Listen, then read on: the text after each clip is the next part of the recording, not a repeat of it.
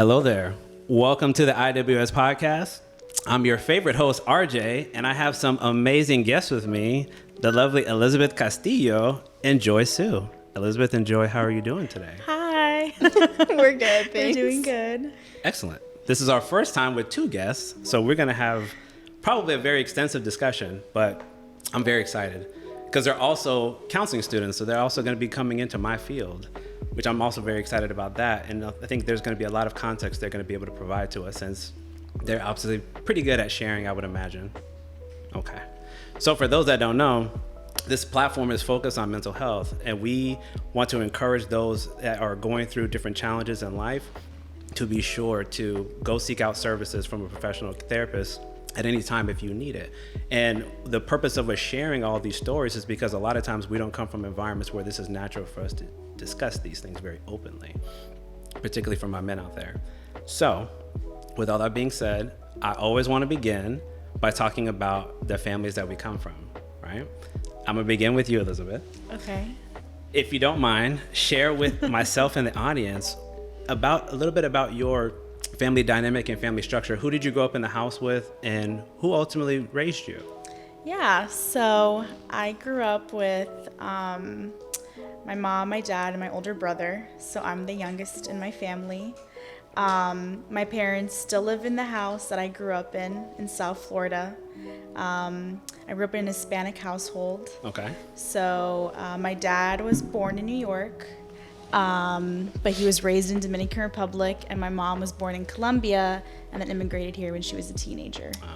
Yeah, and they met in Hialeah. Shout out if you know Hialeah. Just outside of Miami.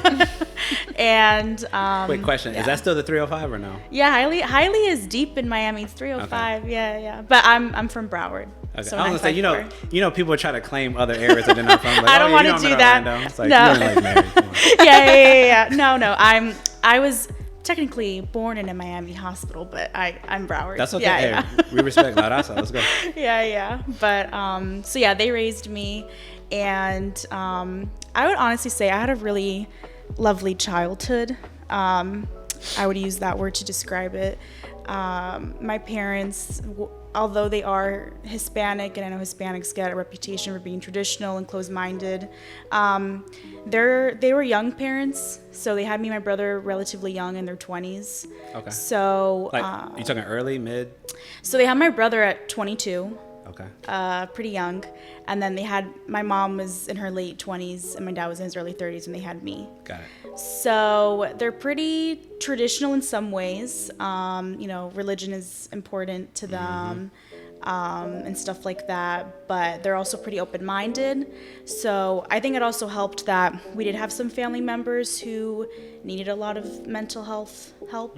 So my mom always told me, like, therapy is normal, therapy is okay. That is beautiful. Yeah, I mean, mind you, she liked therapy through, like, the Bible. Sure. Yeah. Like biblical or faith-based. Biblical, yeah, counseling. faith-based, yeah, for her.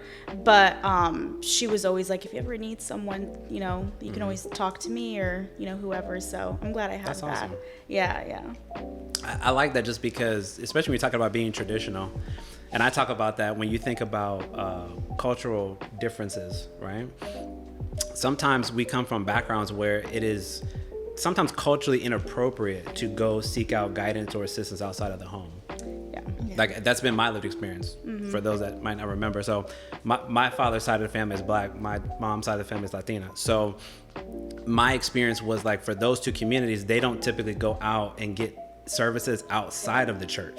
They typically go immediately to the church. Yeah. So when you said that, I'm like, that for sure. My family is super devout Christian. Yeah. Which, again, nothing wrong with being Christian. Nothing wrong with going to get faith-based counseling. Not at all. My point is that sometimes we worry about things like judgment. I've heard from when you go to, like, your church, because then sometimes I've heard people say, people know my business. Yeah. So then what if they talk about it? Now I can't go back to this community and have fellowship with people that I really value and I appreciate. So I want a secular therapist, which I am. So that way I don't have to worry about, those type of things. Does that make sense? No, that makes total sense. Yeah. My parents, so it's funny because we never belonged to one church. So, from my understanding, like when I was younger, my parents, they were more Catholic than Christian. Okay. I know like they're similar. Sure. Like Christianity is, something along those lines. Yes, they're very similar. I don't know a lot. Yeah, but they considered themselves like more Christian. More Catholic, and then they left the Catholic Church, and then they became Christian. Okay. So growing up, we would like go to church like every Sunday, and stuff like that. But my pastor is like, my family's pastor is like a 40-year-old tatted up gym rat. Non-traditional, some might say. Non-traditional, like found God one night, like just had like a moment, like, so I never had like I guess like growing up, I never had like this fear of like, oh my God, the pastor, like the priest is like so big up there. Like he looked like he was around my older brother's age. Wow. So I think That's that different. It's different. Like honestly, when it comes to religion, they're a little bit more like modern with it. Yeah. I would say, because they've had their own journey with religion. Yeah. No, I think that's cool. Yeah. I think it can make things a little more approachable for some people. Yeah. Like if you saw that, because for example, because I was raised in the church, tattoos are desecrating your body.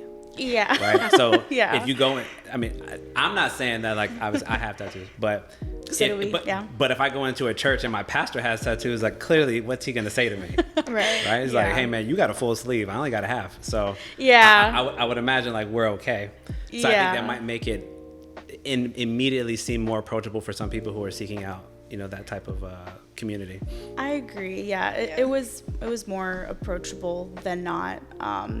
But yeah, definitely God was like the center of like our family growing up for sure. And then we grew up, my brother and I, and you find like your own like viewpoints in life and what you do agree, what you don't believe in. Like I have family members who just don't believe in evolution, and I have family members who just believe in certain things that I don't believe in. And that's fine, but definitely I think growing up, getting out of the house, experiencing stuff like going to UCF helps. Like I think what's interesting too is that like I grew up with majority Hispanic, majority minorities, like I didn't really have a white American friend except maybe when I was like in elementary school, and not because I didn't want to or anything.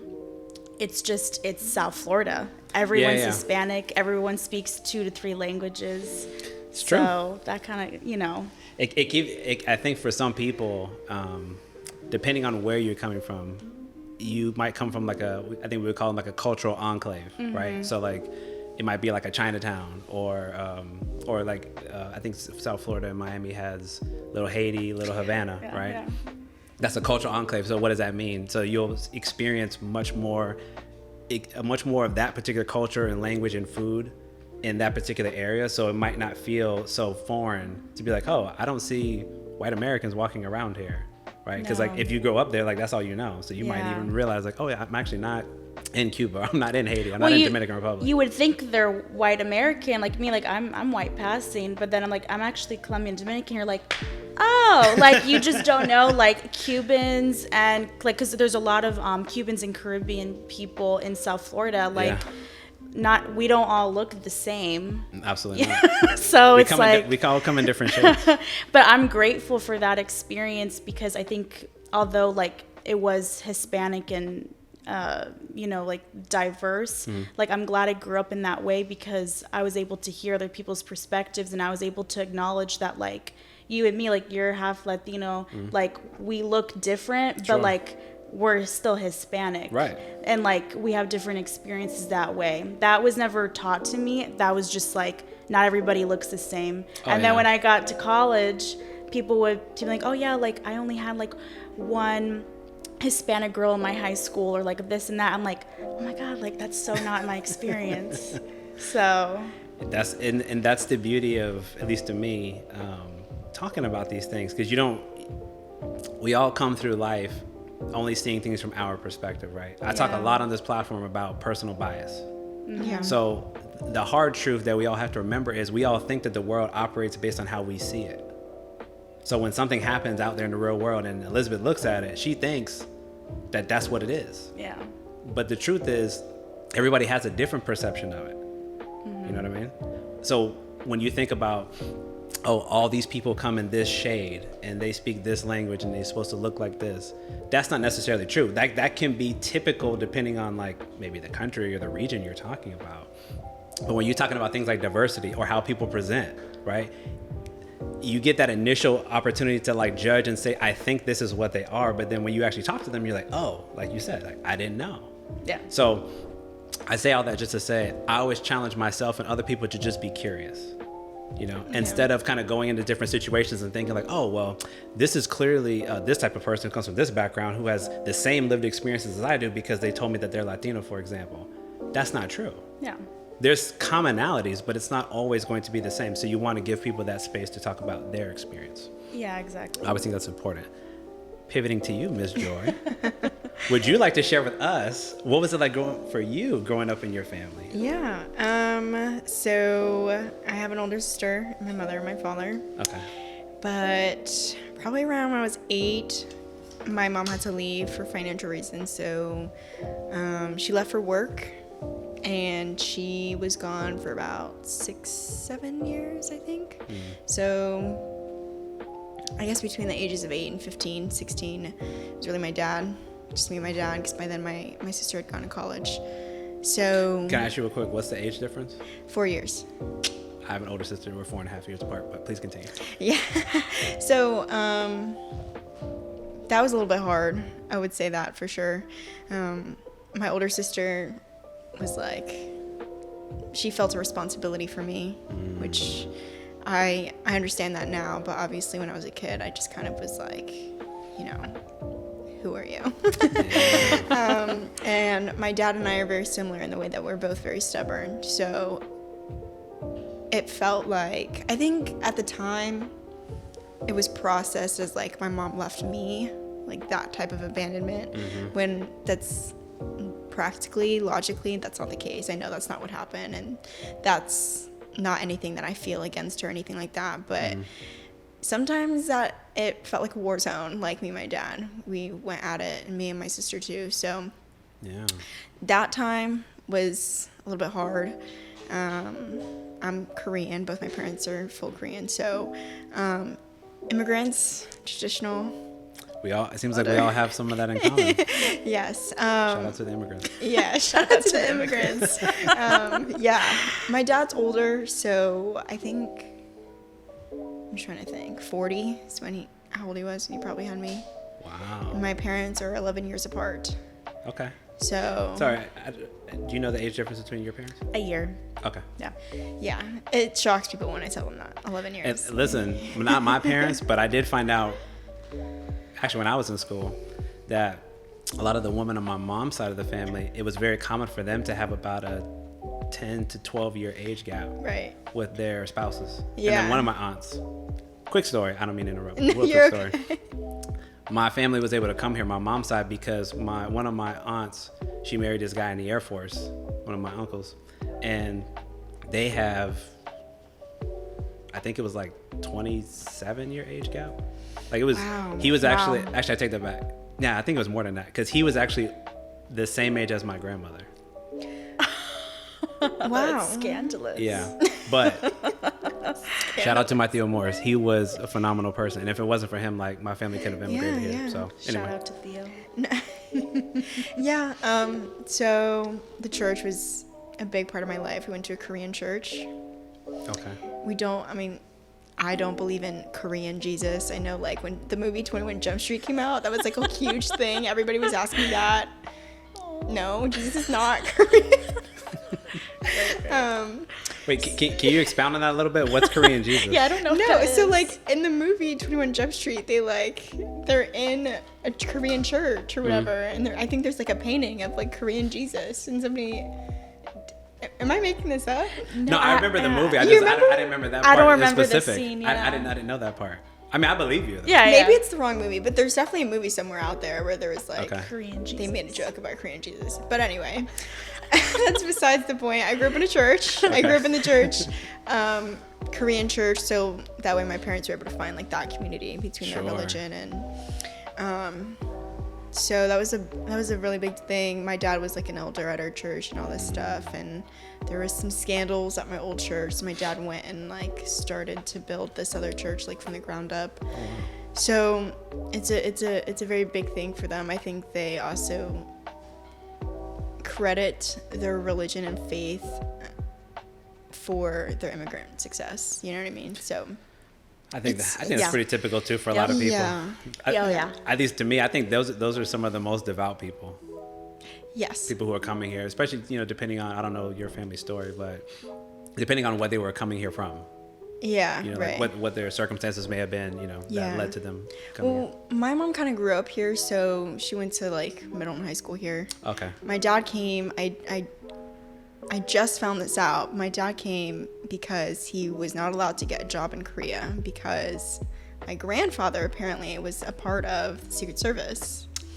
And he was like on the team or the squad that was responsible for like an assassination for some leader, some dictator leader or whatever. So anytime that my dad tried to go get a job, they ran a background check Yeah. and saw that they were related. He was related to my grandfather.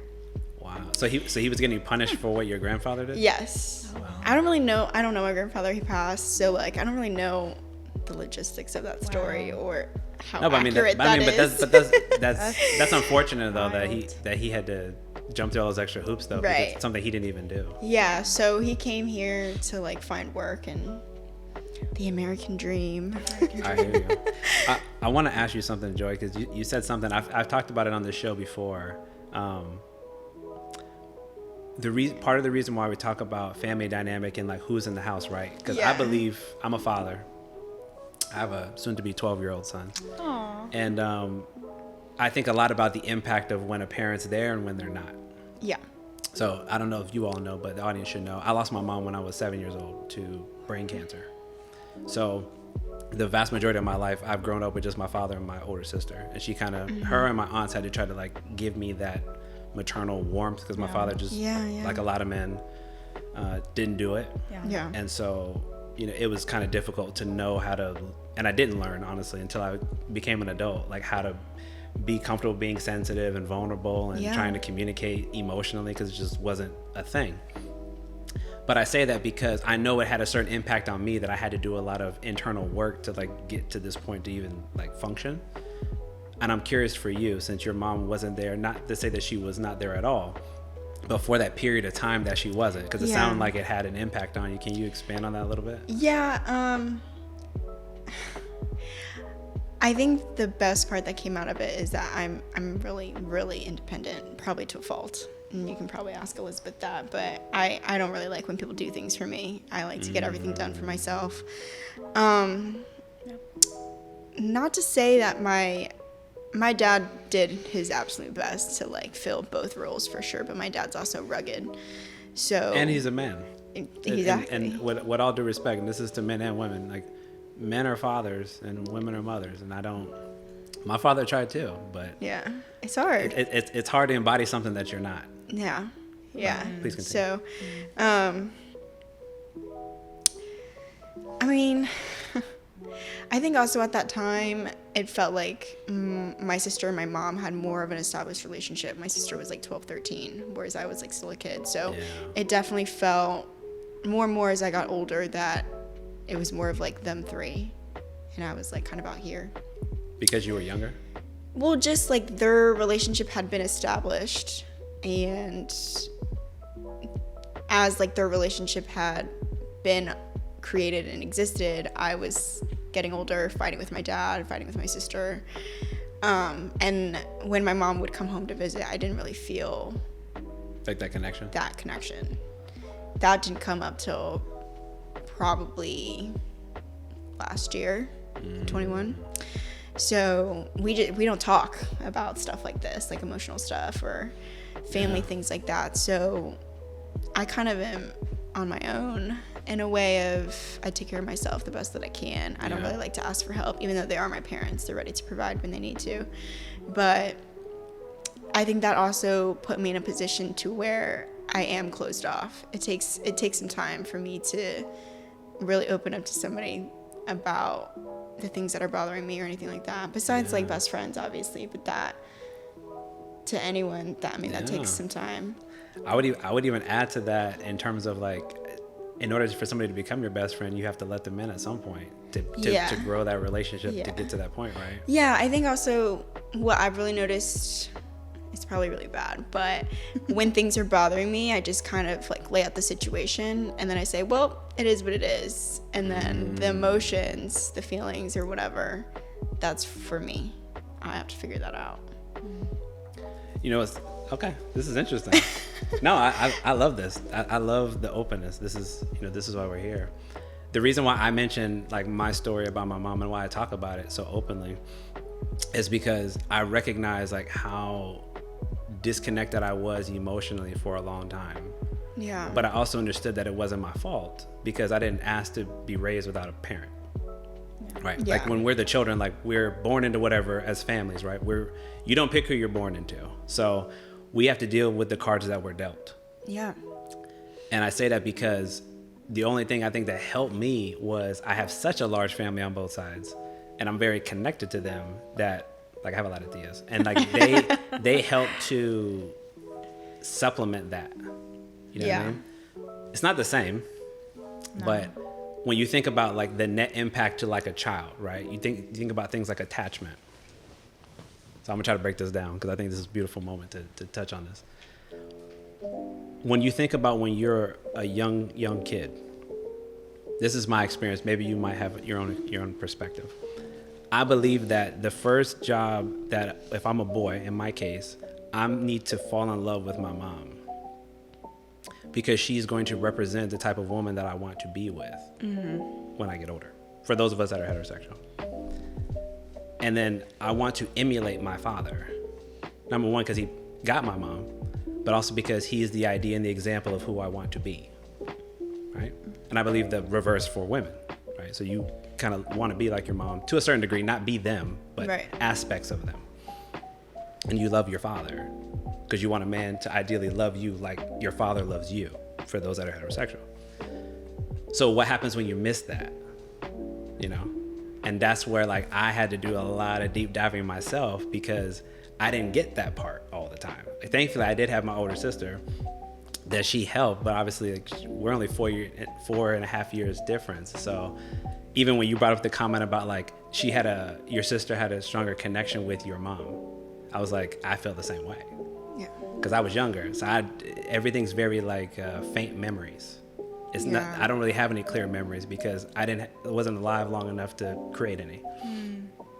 But those are things that like I would say we have to not put that burden on ourselves. Like I did something wrong, or you did something wrong, or you did something wrong to deserve that. It's just these are the situations, right? So how do I find a way to healthily deal with that, so I don't perpetuate maybe the negative impact, as I get older.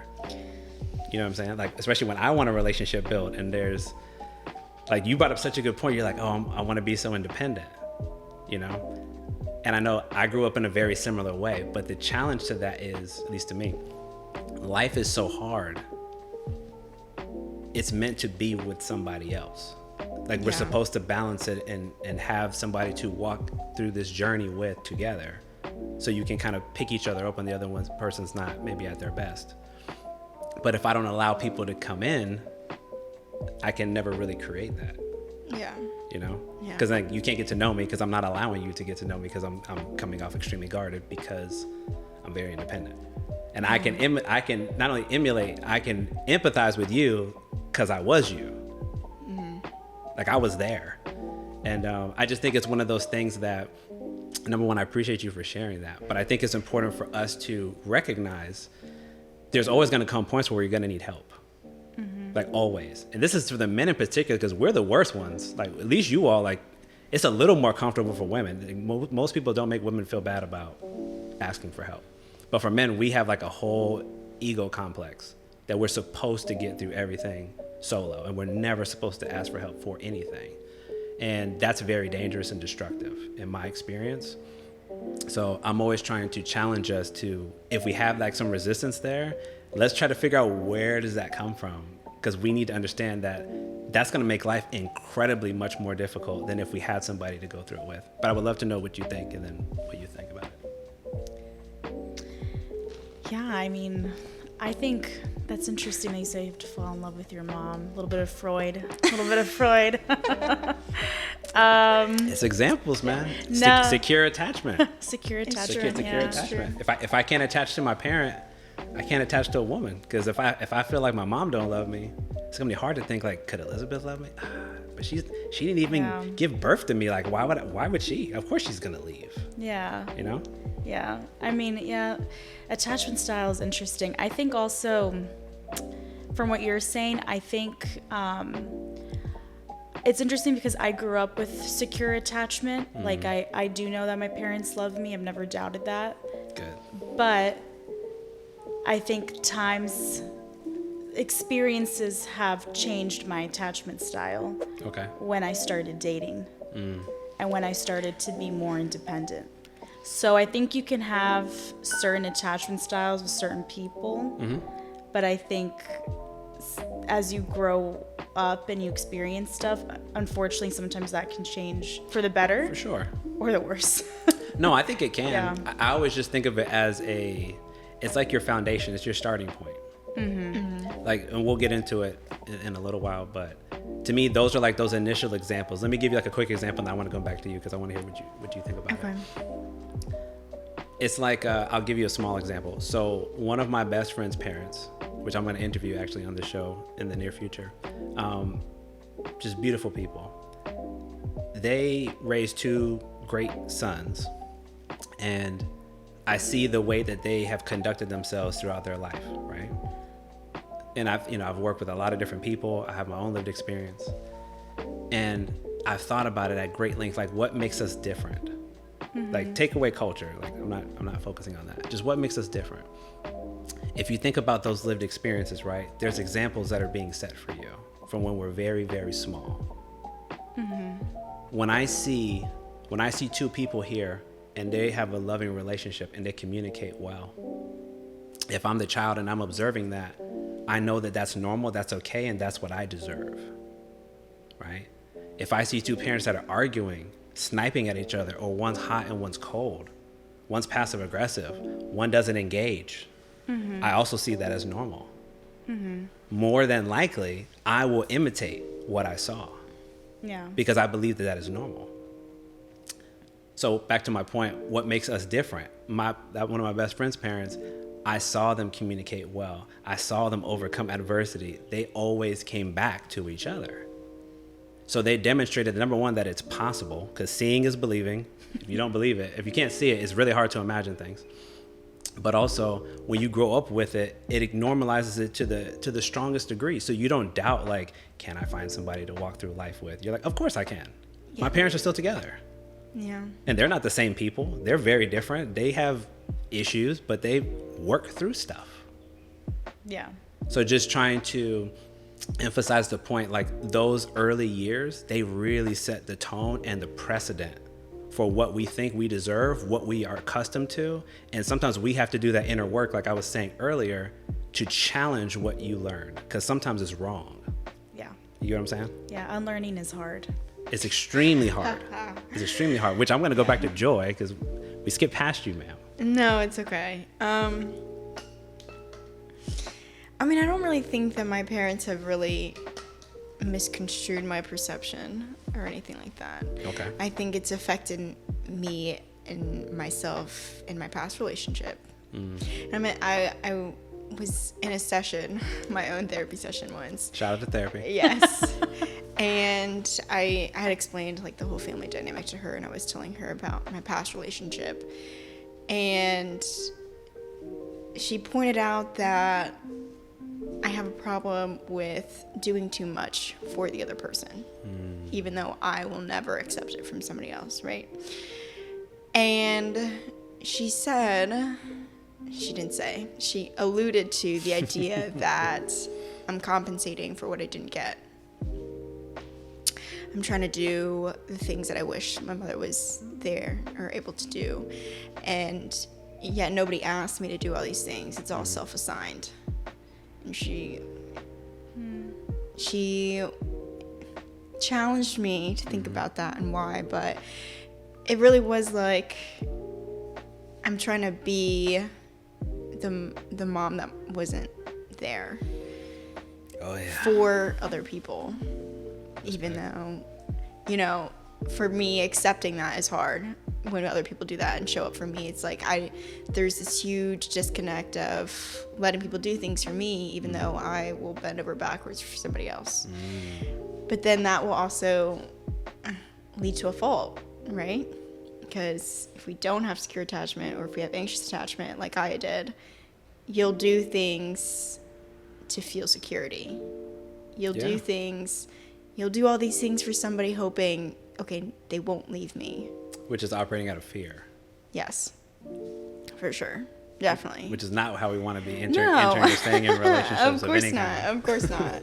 But I don't really think that I had anxious attachment with my mom. You know what I mean? I think it just wasn't, I think it was more of like a surface level relationship for a very long time. But I didn't doubt that she, you know, loved me or cared for me or anything like that. It was just, there was a stone wall and we couldn't get past it. Yeah. No, and I appreciate you for sharing that. I think that to me is like the reason, number one, why we need to go to therapy, because there's a lot of that stuff that you can unravel from the way that we grow up and the way that we see things. Yeah. And a lot of that it's not 100% our own perspective. A lot of it's just it's a function of the environment and the consequences of the people who were in charge of us, the decisions that they made. Mm-hmm. Again, because we're just we don't have autonomy as kids. Like we're just subject to whatever is there. And so even when you bring that up, right, and you say, I'm operating and trying to kind of like doing a lot because I want that other person to feel maybe complete, secure, loved, appreciated, but then I won't let you do it for me. And then you both said independence, right?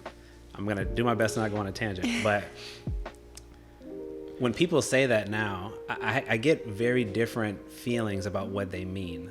Let me bear with me, go down the rabbit hole. Okay. This is just my perspective. Again, feel free to challenge. To me, independence is the standard. It's not a deviation of the norm. Mm-hmm. But when I feel like when people talk about it, they talk about it like it's something special. Like, I'm exceptional because I'm independent. And I'm interpreting that like, no, you're just the norm. Mm-hmm. You're supposed to be independent. You're supposed to be a healthy, functioning human who can create healthy attachment with me if that's what we're going for. You know what I mean? Not, oh, you know, I'm like this and then you need to meet me with this energy because if not, you know, I'm going to move on from you. To me, when I think about what you said, that sounds to me more like compensating. And even when you describe that, I could appreciate that because I know that I did the same thing. Because my father raised me and my sister to only be independent. So we never went back to him to ask for help. Yeah. Because the idea was like, there is no help. You need to make it work. But then I had to give my own thoughts challenged in therapy to recognize that's not always fair or appropriate. Because why, going with your example, Joy, why would I expect less than what I give? That's like my whole thing now when I talk to people, like I'm only going to expect what I'm putting out there. And if you're not putting it out, then don't think you're going to get it back in return. If you want respect, for example, I demand it because I'm always going to give it. Mm-hmm. Yeah. So I can have accountability, right? Yeah, no. You can't, I'm not going to allow you to disrespect me because I'm not going to disrespect you. So don't dare think that that's going to be okay. Yeah. Or I will support you and assist you the absolute best that I can because I care about you and I'm here in your corner. You think I don't want that in return? Exactly. It doesn't mean I need it all the time. It doesn't make me less than, contrary to popular belief. It just means that sometimes I'm going to need that, and it's okay for me to need that. It's okay if I'm not strong all the time. It's okay for me to be weak sometimes. But we have this thing really mixed up.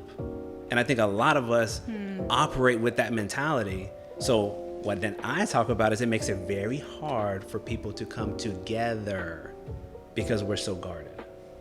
Yeah. Thoughts? I don't really know if I agree that independence is the norm.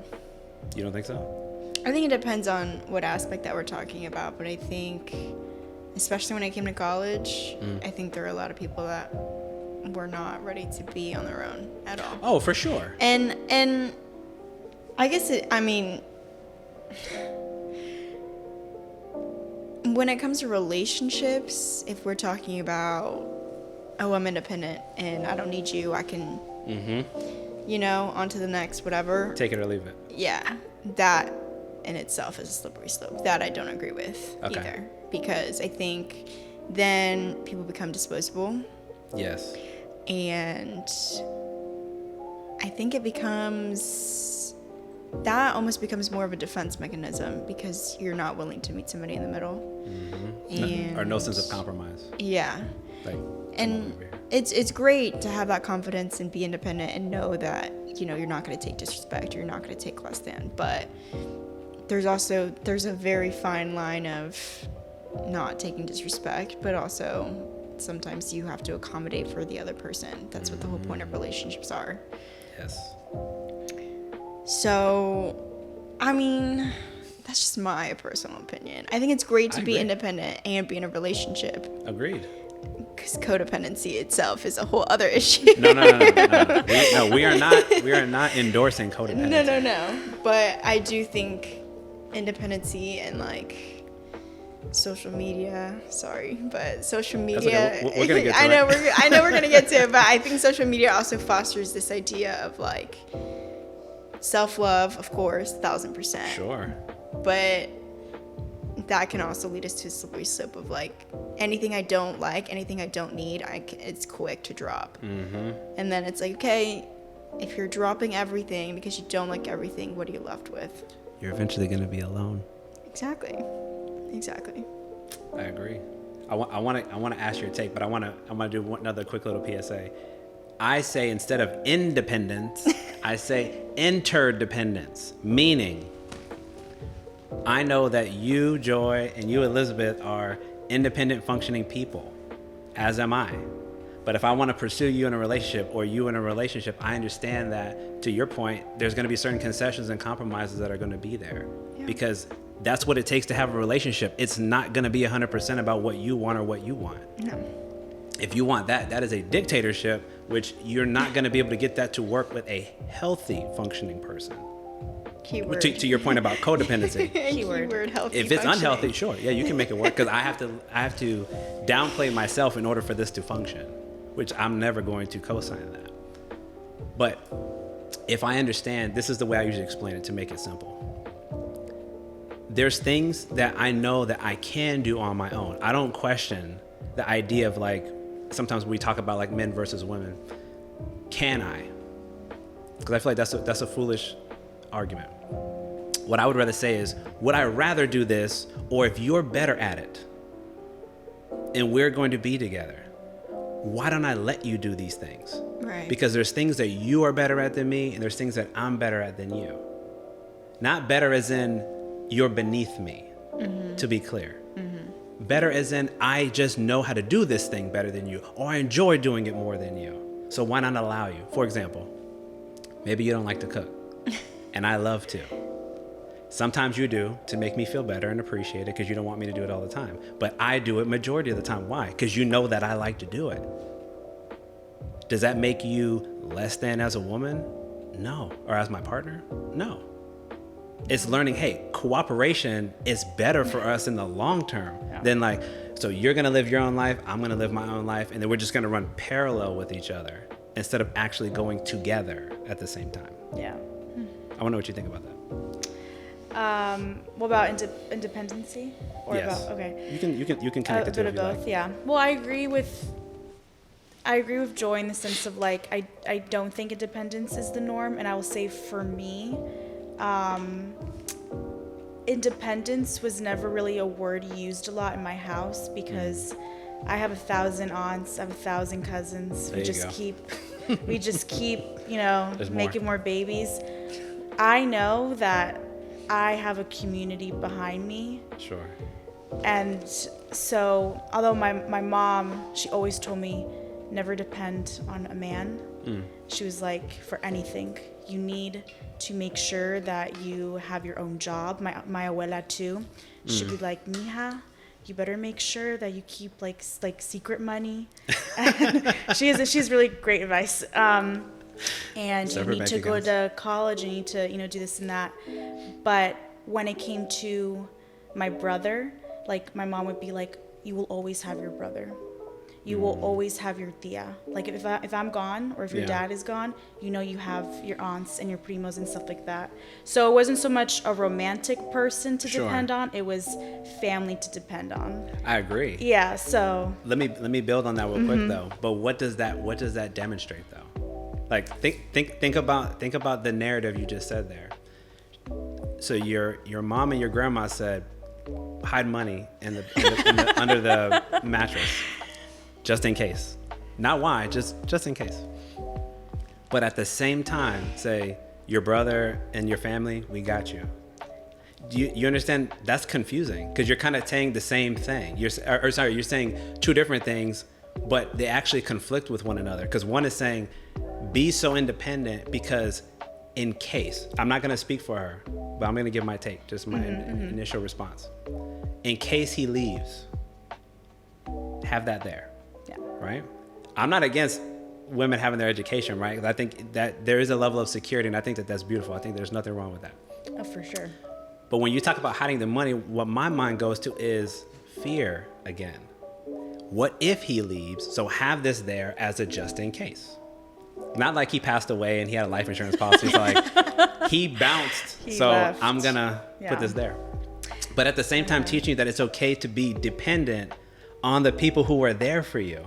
Why can't I also say, hey, if I have a partner who has demonstrated that level of trust and security with me, why can't I not then depend on them too? Well, I just did it right now. When you said partner, I nodded in my head because I have to unlearn that. But, well, not really unlearn. I do understand what they're saying in the sense of like, romantic relationships are great. Your children are the love of your life. That's what I grew up with. Sure. So my parents have a great marriage. This is from my parents' words. They love each other very much. But then I grew up with a lot of aunts and, uncles and stuff. And they're like, if you ever have kids, those are the love of your life. And you don't literally like my great grandmother told my abuela and my mom told me, you don't ever leave your daughter alone in a room with any man, including her father. So that's some generational trauma there. Yeah. For me and the people that I grew up with, obviously something tragic must have happened for her to say that. Sure. But romantic relationships are great, but your children, your siblings, your cousins, that's where you need to make sure that if anything happens, you go to them. So that's what I was raised on. So you can be independent from your partner. No, and that's why I was trying to make that point, because I get what you mean. I didn't hear it in that specific way, but my family was very much the same. They were just we're always here for you. In my mind though, because the way I got raised, I was just like, it's just me. I'm not just raised by myself. Which I get because of your experience. Yeah. Yes. Yeah. My father was hyper. It's just you, man. Yeah. But I say that again because when I think about this idea, again, I'm gonna keep using the word fear. A lot of us do things out of fear. We make a lot of hasty decisions because we're afraid of what could happen. And I'm always a fan of having those hyper uncomfortable conversations, because then it helps diffuse those situations. So I'm not constantly planning perhaps in my mind or having the mental preoccupation that you're going to leave or bail on me or leave me with these kids or take away your income or whatever the case may be. I don't think that's how people want to actually go into relationship formation. It's so this is going to fail. And because it's going to fail, I'm going to do this in response now because I know you're not going to be there. It's fear. Because my grandma told me, I can't trust you. She said I could trust my brother, my cousins, my aunts, her, but not you. No matter how much I love you, no matter how much I care about you, you're going to do something shady to me one day. So I am going to make sure I am ready to have my escape hatch, pull the parachute, I'm out. Yeah. Right? Yeah. Because of her trauma. Right. Yeah. And I'm saying that because, and I love that you put the word there. Sometimes we're not even aware that we're passing these things along. Like, we don't even know why sometimes we're doing stuff. I was told I can't be in the room alone with you. Or I have to have this money again in this account. Why? Because my grandma said, just do it. Yeah. And then when they start talking, yeah, but why do you think she said that? Because maybe she got left. Yeah. Or maybe one of her siblings got abandoned. Yeah. And she was like, that's never going to happen to anybody else in my family. So I'm going to tell all the girls, don't trust men. Yeah, and I grew up with that. My tia would tell me that every single day. All men cheat. Ay, Dios mío. Yeah. All men cheat. All men are dogs. You focus on you. You focus on your kids. And I was like, okay, tia. Okay, wait. I'm going to pass this to Joy. I'm not saying you agree with that, but Okay. just roll with that point, because she brought up a really good point. Have you ever heard that language in your life? That all men cheat? Yeah. Or that you just can't trust them? Not from my parents. Okay. I conjured that up myself. Okay. Okay. No, this is good. Okay, this is good. This is good. If that's the case, that's the case. Yeah, so at least where I'm at right now, I get the don't trust men thing. Yeah. And not to generalize all men, obviously, of course, right? Although, wait. Look at the camera. Let's be clear on the language, though. But we're saying all men cheat, or all men are dogs. So that is absolutely a generalization. Okay. That is a generalization. That's a textbook definition of a generalization. Let's say most. Or Maybe we can, throughout the conversation, Some. maybe we'll get to some. Maybe we'll get to some. I mean, I was just put in a position where I was cheated on Okay. multiple times. And so Same person? yes. So that's why I'm very strict on the fine line of knowing what you're going to put up with and knowing what you're not. Absolutely. Knowing when to leave. But because of that, this was somebody that I knew for a very, very long time. And that's why I am strictly, I don't think that you know everybody fully. Of course not. So I think because of that, that's why, at least me personally, I have my guard up, because you think you know somebody and then you don't. Mm-hmm. And that's what hurts the most, is when you think, you know, this is somebody I love, this is somebody I trust, this is somebody that I know like the back of my hand, know better than myself. Yep. And then they turn around and, you know, they do cheat, or they do hurt you, or they do leave. Mm-hmm. Then it's like, okay, if they could do that to me, and they were my everything, they were my best friend, I knew them better than anybody else, how could I think that somebody that is just out there minding his business, I don't know him, but I'm supposed to just go out there and trust that he's not going to do that to me, or even that guy or any other guy? Maybe not immediately. Give him some time and he'll Sure. cheat. No. I see you try to rope me into that one, man. No. What I would say is, to me, and again, you guys feel free to jump in. Oh, that was good. I think you progressively let somebody in. Yeah. You give them small truths about yourself Right. that you're comfortable with, and then you see over and over again, how do they respond? Do they Yeah. hold that with a level of respect? Do they honor the fact that I've shared something very personal with them? And the more that I see that, my comfort is naturally going to grow with them over time. Yeah. But to your point, I'm never going to know this person fully, because number one, we're constantly growing, changing, and evolving. So you can never know that person. And I would submit, we're jumping ahead, but I don't care. I want us to always imagine that I don't fully know this person. And because I don't fully know this person, I need to put in the effort to constantly engage in meaningful conversation with them. Right. So that I can yeah. learn from them, because I what I agree. will tell you, what I believe happens. Complacency is real. I think the longer we're with people, sometimes we think we know them to a certain degree. So then we start doing things like trying to predict their behavior and predict their responses, which then makes us start changing the way that we communicate.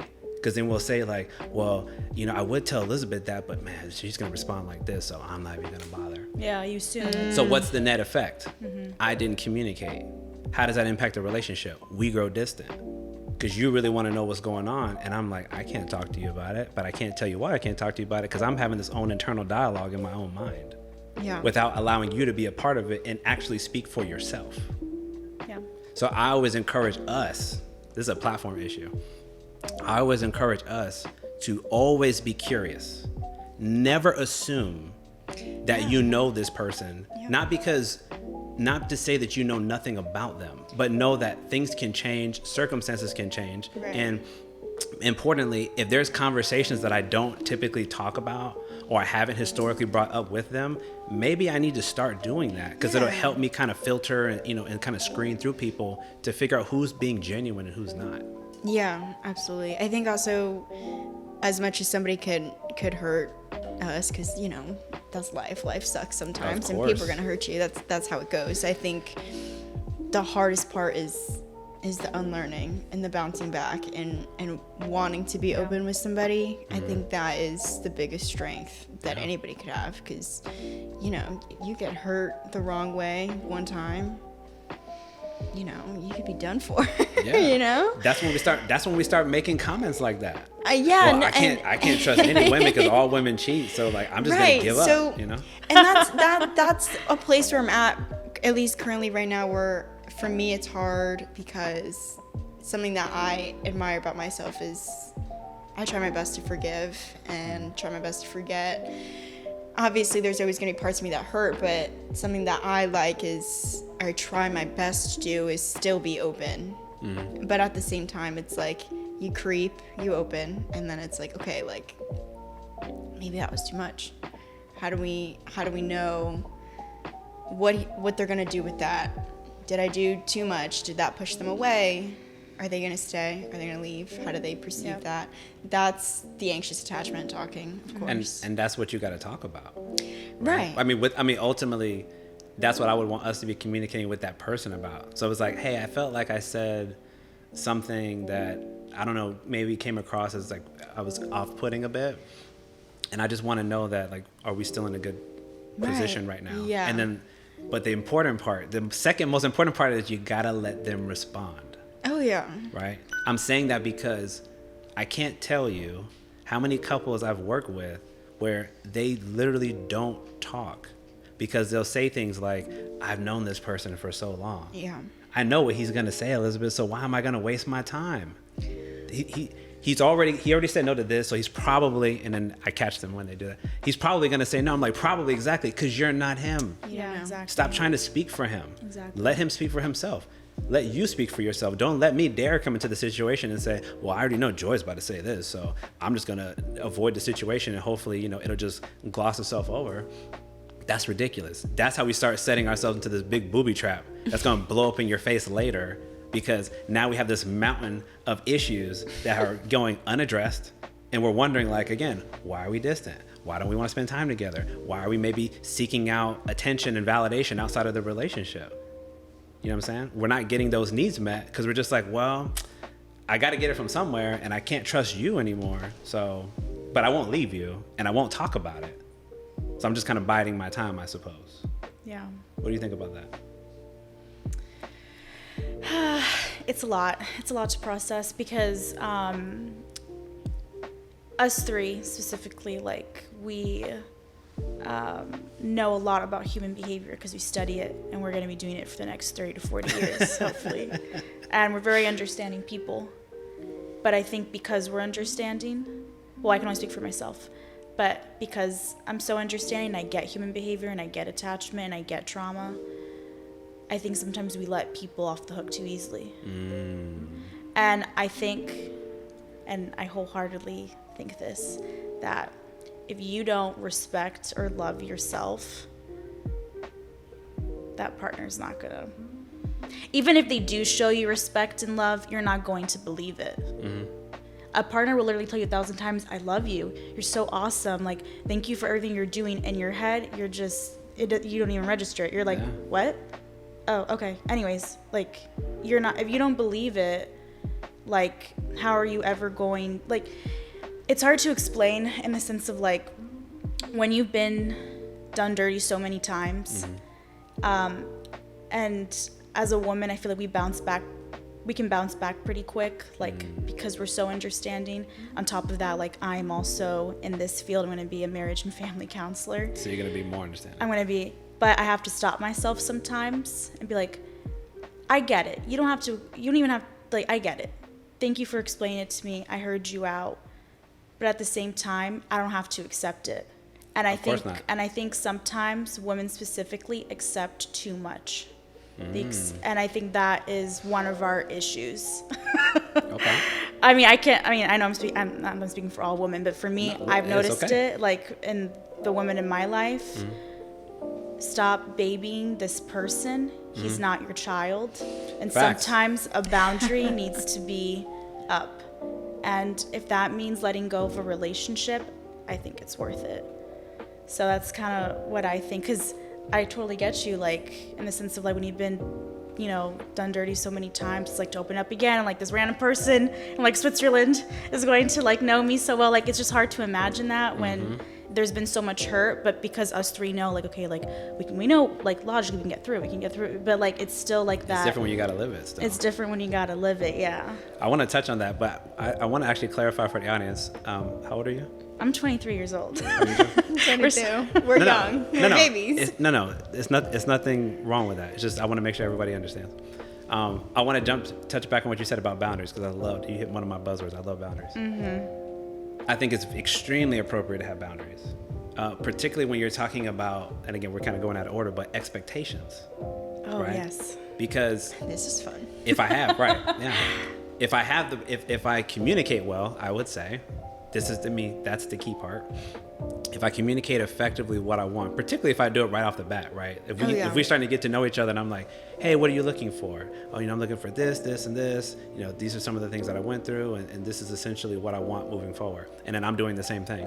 Number one, we're being intentional, which I would make the case most of the time we don't do anything intentional. We just kind of fall into stuff and we wonder why it don't work. But the other thing is that it's absolutely appropriate to set boundaries, particularly because of what I've been through. So, for example, I've been in situations where a partner has not communicated well, and that has led to all these presuppositions and assumptions that have come into the case, and then we have no opportunity to actually remedy anything because that person has already drawn their own conclusions, right? I haven't talked about this in the show, but we know in CBT, cognitive behavioral therapy, we always talk about thoughts, feelings, and behaviors. When somebody's having this own internal conversation, right, and you're not allowed to be in a part of it, they literally are concocting an entire narrative of what is going to happen. Not what happened, what is going to happen.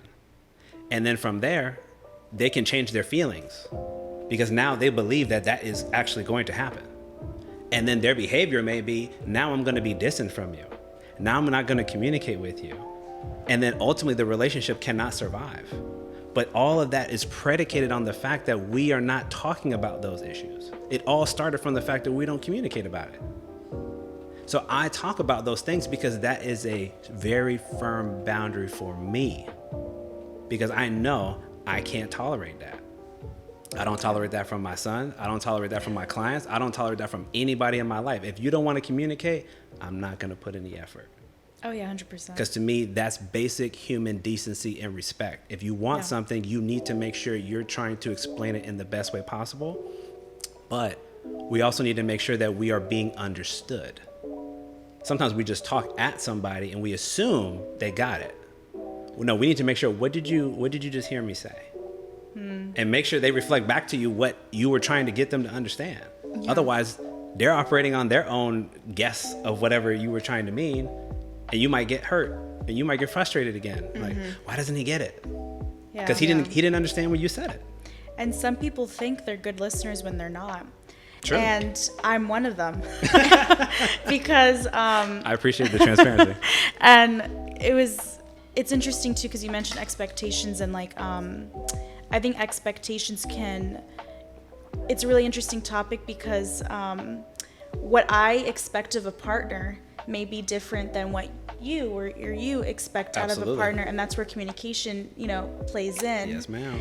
But like I was in a recent situation where I would hear a person that I was dating say, "I'm not ready for a relationship. I'm not ready for a relationship." In my head, I said, "Yet, you're not ready for a relationship yet. And then you drew the conclusion of what? And then after months of, dating this person, I was like, oh wait, I think he really means it. And I had to be the one to say, I'm sorry, because I wasn't really listening to you. Like, you told me in every way what you wanted, and I just went along with it because I genuinely thought, of course you're going to change your mind. But that's really honest of you to admit that. I respect you a lot. That was on me, and I realized I have that issue. I like to hear what I want to hear. Listen, doesn't everybody? A lot of people do. A lot of people do. We hear one thing and we're like, I'm going to twist this into something that I can use. Because I'm an optimist. So when you say, oh, this can't work, I'll be like, for now. Right. See, I'm glad you used that word. I consider myself an optimistic realist. So I like to make sure I have hope always for the future, right? Or hoping people to change. If I didn't, I shouldn't be a therapist, right? Yeah. But I also know that it's based on where people are at today. Mm-hmm. So if somebody tells me I'm not ready, I'm not trying to convince them otherwise. I'm like, okay, heard. And I want them to take their time to do whatever they need to do to get ready.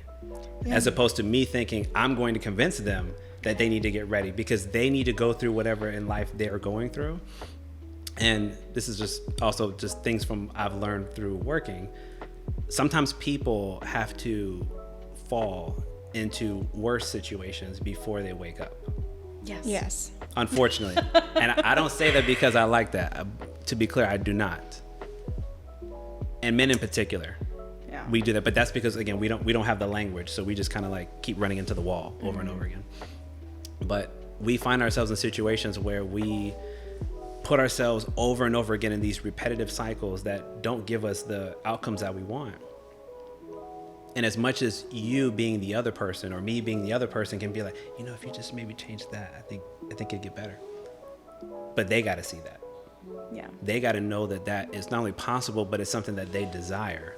Otherwise, going back to expectations, I'm now projecting my expectations onto you, and I need you to honor those. But you didn't agree to that. Exactly. So now what am I doing? I'm inviting disappointment. Yeah, it's like you kind of set them up to fail. Facts. And maybe that's what you wanted. Could be. Or in the sense of like, you believed perhaps this was even going to work out anyways. I've heard situations where some people do that because it's a core belief. I was gonna say it's like, it can be like a half-hearted attempt to like connect with somebody. Like I tried, but I tried with somebody who was emotionally unavailable. So was I really trying? No. Because if I'm trying with somebody who's not available, then I'm actually just allowing myself to still remain guarded. So I'm actually still protecting myself. Yeah. Which defeats the whole point of learning to be vulnerable. Yeah, you can't be vulnerable with someone who doesn't want to be vulnerable. Right. Yeah. Right. So there's like all those, like you said, core beliefs or just lived experiences that, shape the way that we see things. Yeah. And sometimes you're right. I absolutely believe we set ourselves up sometimes to be frustrated and disappointed because sometimes we don't listen or sometimes we are not speaking about the things that we actually need. And then when you put it out there, especially like in dating, right? And you put it out there, if that person shows you and tells you that they can't give you what you need, to your point, I need to walk away. Because again, I'm setting myself up to be disappointed versus if there's 10 guys in here and we filter through them and you put your expectations out there and 2 of them match them, I shouldn't be entertaining the other 8 because I'm wasting my time. They already made it clear they can't give me what I want. I need to invest in you 2 and let's see which one I really match with. Right? So the pool is smaller, but I'm increasing the probability it's going to work. Yeah. And when they don't work out, you just go back to the other 8 and it's fine. I mean, no, don't do that. It's actually really bad advice. What, we're going to go back to them and try to convince? Like, no, hey, don't. Like, you didn't really you mean that, you didn't mean that, right? Yeah, we go back. You really want love. Come on. Or it's like, I was emotional. Yeah. I want to jump back to you. Expectations. How do you think you do with communicating expectations? Currently? Yeah. I think I'm pretty good about it currently because I was in a position where my expectations were really low. Only because I was trying to meet the person there where they were at. So I kept my expectations low to be able to say that, you know, they met the expectation, so I could stay. Right? Okay. Like they kind of met the threshold. Yeah. So I'm trying to think of the right words that I want to say here. It's okay. You kind of go along with what the other person wants, and you kind of disregard what you really want. Okay. That's my personal experience in my relationships was, you know, even though I clearly knew I want something else, these are the expectations that I have, but you don't want to meet me there. Okay, that's fine. I'll meet you where you want to be at, because I don't want to let you go. So that's where the overcompensating comes in. Yeah. And I think that hitting the wall that you're talking about earlier, I think that can happen in a relationship too, where you keep pushing yourself until you've had enough, and you're over the edge, and you're like, you know what am I doing? Yeah. Things have to get worse before you wake up and you want to make a change. So I think in my past, because I didn't set my expectations and I was constantly disappointed and I was constantly unhappy, I'm projecting my disappointment to this person. That's not fair to them, and I admit that. That's my fault. But now I'm like, listen, XYZ, this is what I want, this is what I expect. If you can't meet me there, then let's discuss. If we still can't come up with a compromise, then like we need to move on. I would add to what you're saying only in that, I would add to that in saying, if you know you got deal breakers, then there's no compromise. Right? So compromise. List the deal breakers. Yeah, I'm a huge fan of compromise. But don't compromise on the deal breakers, because then that can be exactly what you said. So he doesn't want to give me this thing, so I'm just going to try to provide it to myself anyway. That's like the two of us are in this relationship, but I'm like dragging you along. Like you're not walking with me. I'm pulling you here because you don't want to match and put in what I'm putting in. Exactly. Right? And you can't, no person can do that forever. Everybody's going to hit a breaking point, or it's going to stress the relationship to the point of no return, where you're like, you know what? Yeah. I get it. You don't want to work at this. You don't want to work as hard as I want to. So I'm going to go ahead and finally let you go. Yeah. And I think I was also part of I wasn't listening. I wasn't hearing you. But I think also my communication and that was more of, I'm talking at you. I'm not talking with you, because you're not here. Yeah.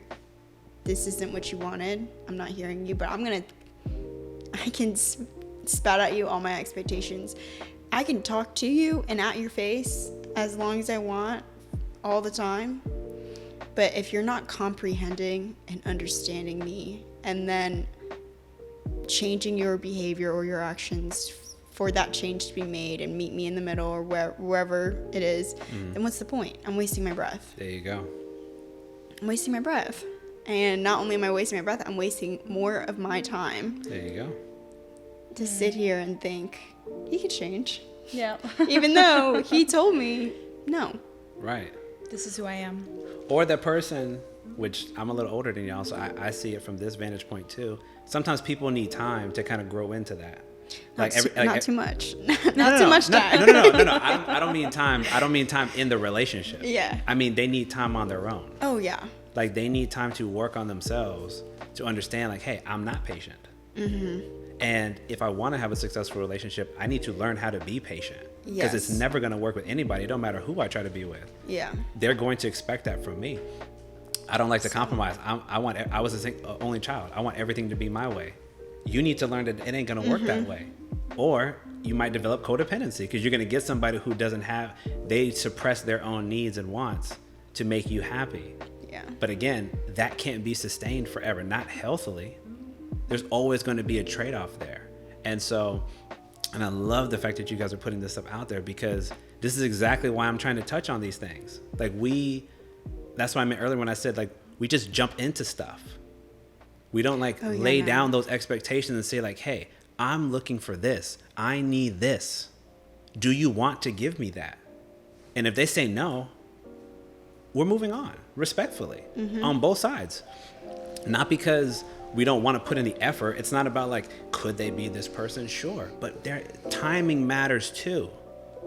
They may not be the person I want them to be at the time that I need them to be. Because I need you to be ready now, Elizabeth. I don't need you to be ready in 3 years. And if you're saying, I don't want children, and I'm saying, hey, that's important to me, and you're like, I'm working on my career. The longer I'm investing my time in you, I am going to be the one disappointed because you're still doing what you wanted to do. Yep. I'm the one sitting over here like, a month goes by, years go by, and I'm like, You ready yet? come on. Yeah. I'm not getting any younger here. That doesn't set us up for success. So that's what I mean when I say I want us to be more intentional about actually articulating these points to people that we want to take serious, because then we're going to get a more honest representation of the people who want to mirror what we're trying to put out there. But if I'm just like you said earlier, Joy, if the standard's really low and everybody can kind of jump in and kind of give them a chance, could it work? Possibly. Is it probable that it would work? Probably not. Right. Because I'm not doing enough of a filtering to make sure that these are the quality and the type of people that can give me what I want when I need it. Yeah. No. What do you think? No, I agree. It's expectations. It's interesting because, like I said before, my expectations might be different than yours and vice versa, and that's where communicating is a big deal. And when you use the example of like, well, I want kids, and the person's like, well, I'm focused on my career now, it's like one person is going to continue on doing their thing, and the other person's going to be in the back like, when is it our turn or my turn? Right. And I know like relationships are a lot of like a push and pull and compromise, but like we said earlier, like there are deal breakers. Absolutely. And I think you have to be honest with yourself, even though it's going to be really painful, and be like, I want children. This individual, I don't know, probably not, probably will. But again, those probablys, like, you know. Like they didn't give me a definitive yes. Yeah. Because one thing to say, yes, I want children, just give me a year working at this job. That's different. That's good communication. Yeah. Because now I can develop an expectation. Saying, oh, I don't know, work my career. What does one do with that? So I think Exactly. I think you have to be honest with yourself. Like, for me in that previous Situation. Yeah, in the previous situation. I'm just using your words. I never told that individual until the end what I truly wanted. And that's on me. Can you say that again, please? I never told that individual what I wanted. Until when? Until it ended. Okay. Until it was obvious that it was done. Do you think it would be better for us to reverse that? 100,000%. But I was too scared. And that's a lesson too. Wait, hold on. I want to stay with that. Because we were talking about fear earlier. Yeah. I think of everything in themes. Why were you afraid to say that?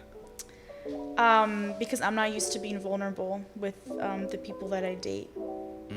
Oh, hold on. I got to repeat that. So she said she's not used to being vulnerable with the people that she dates. So that's the premise. It's like Survivor out here. Okay. You have to like... So this is good because you both were kind of giving me similar impressions right now on this topic. Oh. No. Making impressions. No, it's not a bad thing. No. I'm just No, listening. I know. Yeah. Just listening. Because you're saying things like Survivor. We're talking about fear. You're saying I can't be vulnerable. You said I can't be vulnerable. What's the purpose of being in a relationship? Oh God. To be vulnerable. No, is that you saying that, or is that because you think that's what I want to hear? No, I think the purpose of a relationship is to share your life with someone and to have those emotional, deep conversations with, and to have honestly like a best friend, but a romantic partner. Like that's probably, at least in my opinion, in my viewpoint, the point of it. Okay, Joy. What's the purpose of being in a relationship? For you. I don't think there's a right or wrong answer. I'm just asking. I mean, I guess I don't really have a definition right now because I'm not necessarily looking. Well, if you were. Like, I think... why would you want to seek somebody out? think support, unconditional support, somebody that's going to root for you, and somebody that's going to be there regardless of how things are looking, if things are going well or not. I think somebody just, you want consistency. Or at least for like me. Stability. Yeah. So at least that would be my purpose for a relationship is, sharing your life with someone, but someone that is going to support you unconditionally. Okay. Yeah. And I hear the stability part. So you said something, and I hear you didn't touch on the same thing. Do you believe you need to be able to be vulnerable to have that relationship grow and be stable? Yeah. Absolutely. Is it easy? No. But do you believe it's necessary? Yeah. Okay. The reason why I brought that up is because when you mentioned it a moment ago, you said, but I don't do that. So that's sort of a contradiction. Oh, I'm full of them. No, but I'm making. You sound like my therapist now. Yeah. I promise I'm not trying to be. No, I get what you're saying. No, I mean, because dating now, this is my perspective of dating now. Oh, gosh. I've been dating for a couple of years now. I love the sound effects, Joy. It has its good, it has its bad. Are there good people out there dating? Yes. Of course. 100%. Mixed bag. But the reason why I say survivor is that you have a lot of people who are dating with like an insecure attachment style who don't view themselves in a high regard, and sometimes don't view others in a high regard. And so with that, sometimes it comes like a lot of games, a lot of toxicity. Like I'm 23 years old. I've been dating since honestly I was like 20 years old. Okay. I was a late bloomer, and That's okay. that's hey, fine. Listen, In my scope. To me, you're right where you're supposed to be. In my scope, Totally fine. right? Totally fine. And like I said, like there's good in it, but there's also a lot of games that come into dating, unfortunately. When you don't want to participate in that, you're often left alone, and so that Sure. can also be really difficult too. So Respect. It's really hard to date, honestly. No, I agree. And I will add to that, because I think it's not only is it challenging because some people aren't ready. Like I would distill it down to that. I think there's a lot of people that are not ready. Try to make it appear that they are, but they're not, because they have a lot of things that they need to deal with. Yeah. Like I was saying earlier, like you can be a better version of yourself before you try to put yourself out there. That's been my lived experience, and a lot of the clients that I've talked to are sometimes very, I don't want to say frustrated, very discouraged.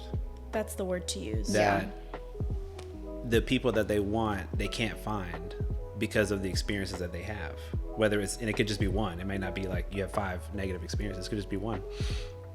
But what I say is that I think, this is just my opinion, I think the reason why a lot of it happens is because even in our discussion we're having right now, I think we operate without very clear objectives of what it is that we're trying to do.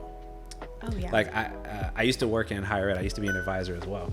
So I kind of think of it in terms of when you go to pursue a career, right?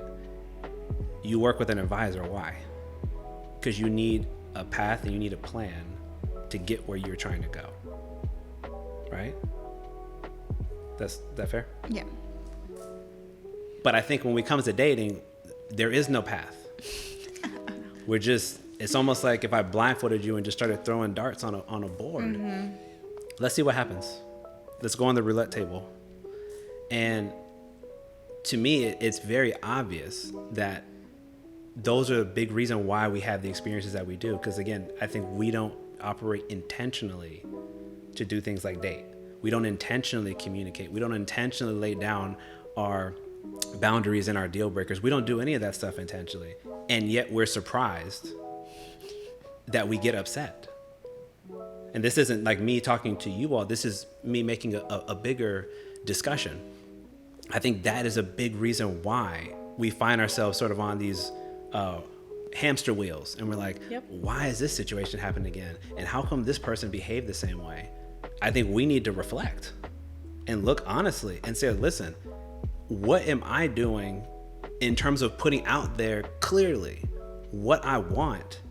And when, like you said earlier, when somebody says they don't want to give it to me, it stops right there. Yeah. There's no I'm going to continue to engage, because you've already made it clear you don't want to give me that. Yeah. I'm not going to change your mind. Yeah. And I don't want to change your mind. I want you to want what I want when I want it too. Yeah. You get what I'm saying? Totally, yeah. And that's the goal, right? To like be in that mindset. And it took for me a lot of heartbreak and a lot of disappointment that sometimes I put on myself. Sure. Many of us do. Yeah. You're not by yourself. And then it wasn't until I realized, wait, why should I mold what I want? Similar to what Joy was saying, like, why should I mold what I want to what you want? Like, I matter too. Of course. And what I want matters. But to get to that point, unfortunately, at least in my experience, I had to go through a lot. And I wish I didn't have to. I wish I just kind of knew that. I agree. And listen, I'm saying these things not because I always knew. Oh, yeah. I had to get hurt a lot too. Yeah. And the reason why we're talking about it, because I want them to learn. Mm-hmm. Right? Because a lot of us, we don't have people telling us this information. We don't have good role models. We don't have the best examples. We don't have individuals that we actually engage in these type of discussions with. So then where the hell do you learn it from? You don't. You learn the hard way. Yeah. And some people don't recover from those. Some people give up. They're like, I have one bad experience. That's all there is. So then I'm just going to withdraw. And that makes me sad. Because those people, I don't think anybody goes through life. I don't care how introverted you are. Everybody wants somebody. I don't think we're meant to go through life on our own. But when I have these experiences, like you said earlier, if I feel like I'm getting burned all the time, I might start making those type of assumptions. Well, you're all going to be this way anyway. So why waste my time? Now, that's not true. But if I feel like the summary of all this, or the culmination of all this experience is, yeah, that's what it is out here, then maybe I'm just going to withdraw and just give up. Yeah. And I think it's important to take a break from dating when needed, if that's like what you really need. But I told myself, like, I'm not going to stop trying to get what I want. Mm-hmm. Even though I've been burnt so many times, every single time I've been burnt, it's been a learning lesson too. Of course. And so, you know, I don't ever want to feel like, even though like I do feel it sometimes, but I don't ever want like my core belief to be like, this is such a waste of time. Dating is such a waste of time. And trust me, I've had those thoughts many, many, many times. I think many of us have. Yeah. But I never wanted to turn into like something I 100% believe in, because to me, like, dating is important and I want to continue doing it. So I agree. I want to come back to you, but I'm going to pivot for a moment because we've hit on a lot of good things already. Again, I mentioned in the beginning that you two are coming into my field. So I'm going to start with you, Joy. Why did you decide to come into this field? Oh gosh. I think my original reason for coming into this field was I wanted to be the person that I needed. I needed somebody that time that my mom was gone, and I kind of felt like my house was a war zone. That's what it felt like. And I felt like my ethnicity is a big part of my identity and my culture and who I am. And I think finding somebody that can relate to me on that level is very hard to find. Sure. So originally I came in for that reason. I wanted to be somebody, I wanted to be the person that I needed and I couldn't find. Then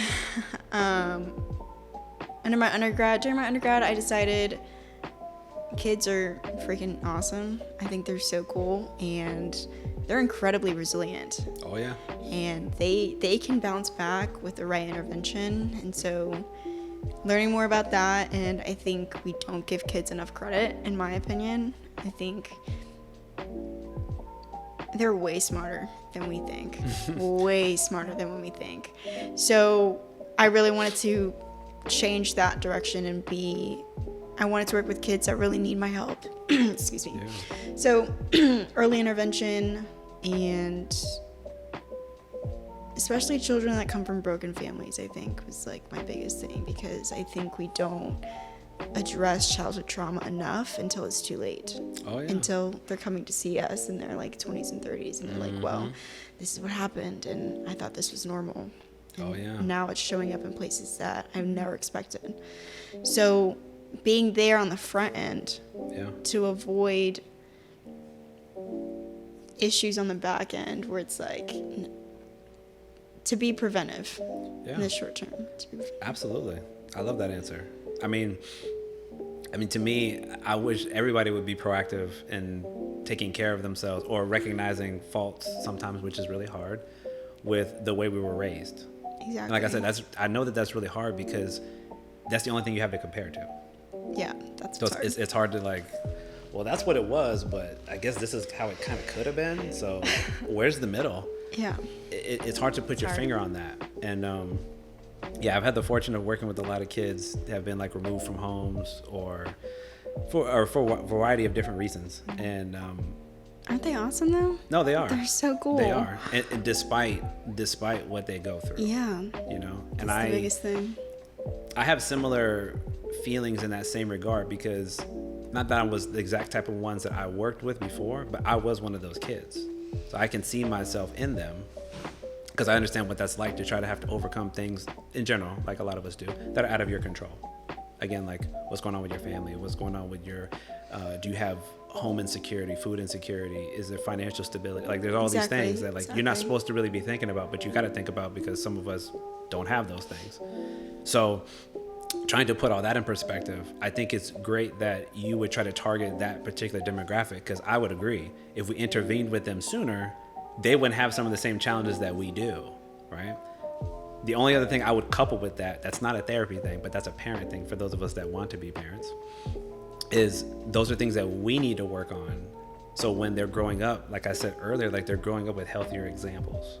Yeah. Right? Because then if you learn and you're doing your own inner work throughout that time before you become a parent, you're inevitably going to be a better parent. Mm-hmm. Not because there's some book that told you how to do it. You understand things that you need to pay attention to. You understand the level of communication that needs to be done, the expectations that need to be clearly articulated. You understand how to do those things because you've been working on that yourself. Then you practice it with your partner. Then you do it with your children. So you're matching it all across the board. So to me, like that's the other half of that, where we can be more proactive to not have more traumatized children that need to go seek out therapy in the first place. Yeah. Does that make sense? Mm-hmm. Yeah, what about you? What was your reason for why you wanted to come into the mental health field? I always enjoyed learning about psychology. I thought the human brain was really interesting. I was always curious about why humans do the things that they do. So so I got my undergrad in psych, and then I was like, well, I really want to be a therapist. It was just kind of like I want to really dive into this. I'm fascinated about it. So I went for it. And I've been to a couple of therapists, and not one of them has been Hispanic. And I live in Orlando.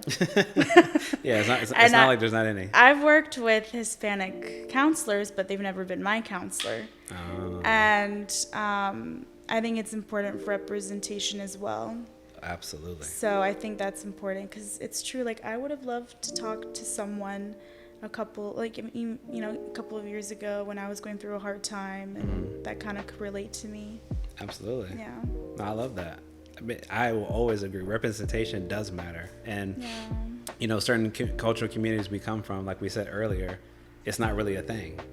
So then you can't be surprised like that. Yeah, there's not I would kind of say it's more of a function of the demand. Like if people don't understand that it's normal to do that, then people aren't going to, like parents are not going to suggest that you go to school and study that. They're going to say like, go be a doctor, go be a lawyer, because those are acceptable professions in their eyes. Yeah. But if they don't understand the concept of therapy and how it can be beneficial, they're not going to encourage you to be like, you should go do that job, but I don't even understand what you do. Yeah. They're not going to even recommend that, And like for me, I was like asking that question because like I got into it. I didn't even go into it immediately from undergrad thinking that that's what I was going to do.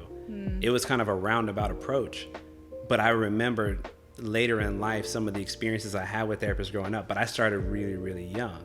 So I didn't really understand or appreciate what they did because I just didn't really understand the context of what they were doing. But when I started going in my early 20s, then I was like, oh, that's when like real challenging happened. Like, why do you think that this is true? Yeah. Because that's what I experienced. But why do you think that that's true? Is it absolutely true because you went through that? Mm-hmm. yeah, I guess. What if I told you it might not be true? And I'm like, now I'm trying to, now I'm starting to explore and realizing like, oh, there's some things that I've held as core beliefs, like you said, that maybe aren't accurate. So to me, like, that's one of those beautiful things that we can walk through in that journey with people. But the representation to me is most important as well, because a lot of times people don't seek out the help because they want to see somebody that looks like them, that might understand a bit about that lived experience, not because people from different backgrounds can't relate, because that's not true. But we also got to be real. It is a bit easier. I know men who would prefer to talk to men. They prefer to have a male therapist, not because a woman couldn't work with them through their experience. Sometimes there's shame. Sometimes there's embarrassment, depending on what they want to talk about. And even if the female therapist sits across and says, I promise you, I'm not judging you. In their head, they're feeling like, man, if I tell her that, she's going to laugh at me, so I'm just going to keep it to myself. Yeah. But then they sit with me and they're like, yeah, man, so when it comes to relationships or when it comes to intimacy, like, some things don't go well and I feel the kind of way about it and I don't really know what to do with that. So we can actually explore it, right? So I think the representation matters because it helps people connect with you, which we are the avatars of therapy, right? We represent that for some people. Yeah. So they see that and they're like, oh, I saw Joy. And I'm Korean. So she said, it's okay to do it. So now I feel like it's okay to talk to somebody about it, whether it's with her or another person. Same for you. So I think that can be a really good benefit for those of us that not just doing the work, but then even what we're doing here and talking about it in a public forum. Because we're also normalizing it for everybody that's watching and listening to this right now. Because they're like, I see myself in Joy. I see myself in Elizabeth. They see themselves in me. And that might prompt or encourage them to go out and start that process of healing. Yeah. You know what I mean? Yeah. So anyway, I love the responses. I think it's just good that that, number one, it's bigger than you, but you want to walk with people through those really challenging experiences that they're going through. That to me, it's sometimes the most uncomfortable, but it's also the most beautiful because you understand that it is a privilege that somebody lets you in. Going back to what we were talking about earlier about vulnerability. It is a privilege, not just in therapy, in general. When somebody lets you in, you must honor that. Because you might be the one person they tell that they don't tell that to anybody else, right? So you want to sit with them and appreciate them and help encourage them to draw more of that out and not make them feel bad about it or discourage them from wanting to share further, right? So that's something that we can take forward, in you guys' type of clinical work. Yeah. Now, I want to circle back a little bit to the relationship dynamic, but go back in your minds to when you were in a relationship. At that time, and I don't know if you had an issue with it, but I'm putting it out there because I've seen this particular issue rise recently.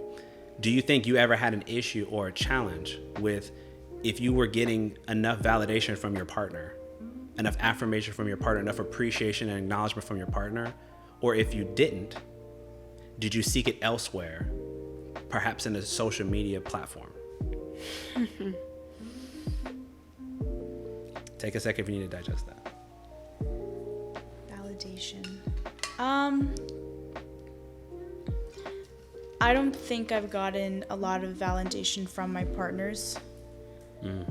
And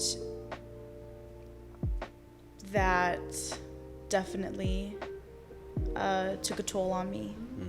So I don't think I definitely did not receive a lot of validation from partners. Okay. And did I seek it out on social media per se? No. But when it ended, there's dating apps. Sure. So then you just that's not technically social media, but let's roll with that for a second because that's a good point. Talk to me. So what did you feel like you were getting from those? Maybe after the breakup. There has to be someone else out there, right? So just keep searching for someone else that I connect with. Yeah, like kind of what Joy was saying earlier. Yeah. I think validation is really important in a relationship. I know that it is, and I just don't think that I've received it from the people that I've dated so much. Okay. Yeah. So. Before I come to you, let me ask you one follow-up question. Did you ever express to them that you were not getting it in the way that you wanted it? No, you see, like I had an issue with that. Okay. Yeah. No, and I appreciate the honesty. Yeah, I had a huge issue with that. Or when I did, I would say it jokingly because I didn't want it to being very passive aggressive. Yeah, like which is so funny for me because I'm so not that, but with some of the men that I've dated, I have been. Yeah. And they would kind of get it, and I'm like, oh, like, I'm so sorry, like, yeah, like, you know, I like you, like, you're so, you know, complimenting me. Mm-hmm. But I always felt that they didn't do it because they meant it sometimes. Okay. Yeah. Wait, okay. I gotta you're ask you one more right. follow-up. I need to ask you the same question though. Okay. Because I've raised this question before too. And I think this is just my opinion. I think this is more of a female challenge than a male challenge. In my experience, we're very direct. So when you want something from us, you need to look at us and you need to tell us that you want that. Yeah.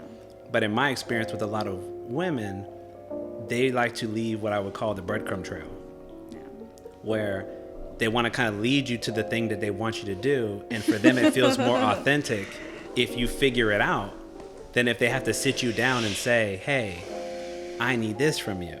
Yeah. I would appreciate if you did this for me, right? That's been my experience. But let me ask the question now. What would be more impactful for you? Would it be the sort of the roundabout approach of talking about it and hoping that he's going to somehow figure it out one day, or dealing with the initial discomfort of actually having to approach him and tell him this, but ultimately getting what you want? Definitely dealing with the discomfort and ultimately getting what I want, for sure. Yeah. So answer B for you. Answer B. Okay. Yeah, for 100%. I'm jumping to you now. Honestly, in my first relationship, I didn't get a lot of validation, and I asked for it a lot. How did you ask for it? I was pretty direct. I was more of like, Did you, hey, like, grab the face and it's like, listen, I need this from you. I Listen. really like grab their face. Are they working? Are the ears working? Yeah. No, it was more of like, hey, like, this is bothering me. I would really appreciate if you could do X, Y, Z, because it would make me feel more appreciated, blah, blah, blah, whatever. Did it really happen? Not consistently, and if it did happen, it felt more like, Forced? yeah, it was not genuine. It was more of like, it sucks that I had to ask you. I wish you would be able to feel like you could validate me because you are with me and you want to be with me.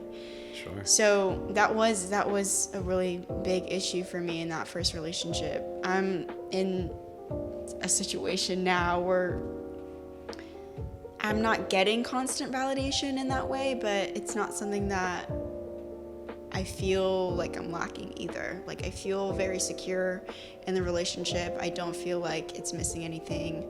I don't feel like I need to ask him for validation, and I also don't feel like there's too little of it, or whatever the case may be. I think he shows up in other ways where I don't need that.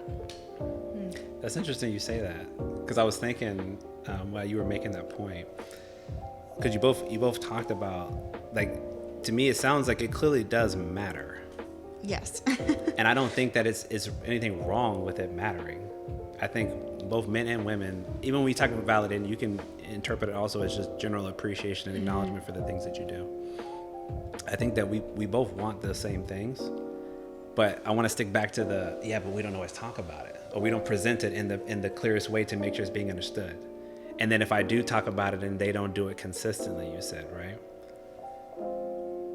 To me, when I hear that goes back to the idea of, like, who am I dealing with? Oh, yeah. Because if I'm dealing with somebody who wants to take this relationship seriously, when I tell them, like, hey, I need you to work on this, they understand that I need to improve in this area, and I'm choosing to work on it. Not because she told me to, not because she forced me to, because you can't. I'm making the conscious choice because she made me aware that she feels that it is lacking in that area. However, if I'm dealing with somebody who doesn't want to take this relationship very seriously, we can throw out terms like situationships. Those literally operate without expectation. So if I'm not being clear about the things that I want, and I don't have any expectation on the table of where we want this thing to go, number one, I might not raise the issue of validation because I might feel like, well, that's kind of doing too much, and this isn't supposed to be that anyway. This is supposed to be very lighthearted. Yes. Also, if I do raise it and he doesn't give it to me, oh yeah, but what if I'm disappointed because I told him I needed it and he didn't give it to me, like you mentioned?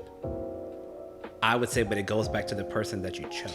Yeah, I shouldn't have consistently chosen that person. I'm quick to say that. Which is fair. I mean, again, I don't think that this is, I'm not Mr. Know Everything. I'm more like, hey, I've observed a lot and I've felt a lot of this stuff. And I've seen how we just kind of, again, we just jump into things. Mm-hmm. And it, once I've taken that step back, it's truly fascinating to me. And I'm going to use this word. Nobody has to agree with this word, but I'm going to use this word. That we delude ourselves into thinking that this is going to turn into something real. Yeah. Again, even just the idea, like we were saying earlier, of a situationship, how in the hell is that going to turn into a real relationship down the road? Yeah. I'm literally going into it with the idea that this is not going to be serious. Mm-hmm. So why would it ever morph into that? You know what I mean? Because I'm not gonna put expectations on there. I'm not gonna enforce boundaries because I just want you to be there in whatever capacity you choose to be there. Not because I need this from you. If I put it on there, I'm worried you might leave, operating out of fear. So then I'm just gonna sit here and take whatever I can get. And then maybe I'm feeling less than about myself because I'm settling with this person who don't maybe really want to give me what I want. What does that ultimately lead us to? These are the questions that I ask because I make those observations. And my whole point is I want us to be more intentional about everything that we do. So if you want it to work, put it out there. Yeah. If he's not giving you what you want and you've communicated it clearly and he understands what you want, but he chooses not to give it to you, then walk away. Yeah, I agree with you. I agree.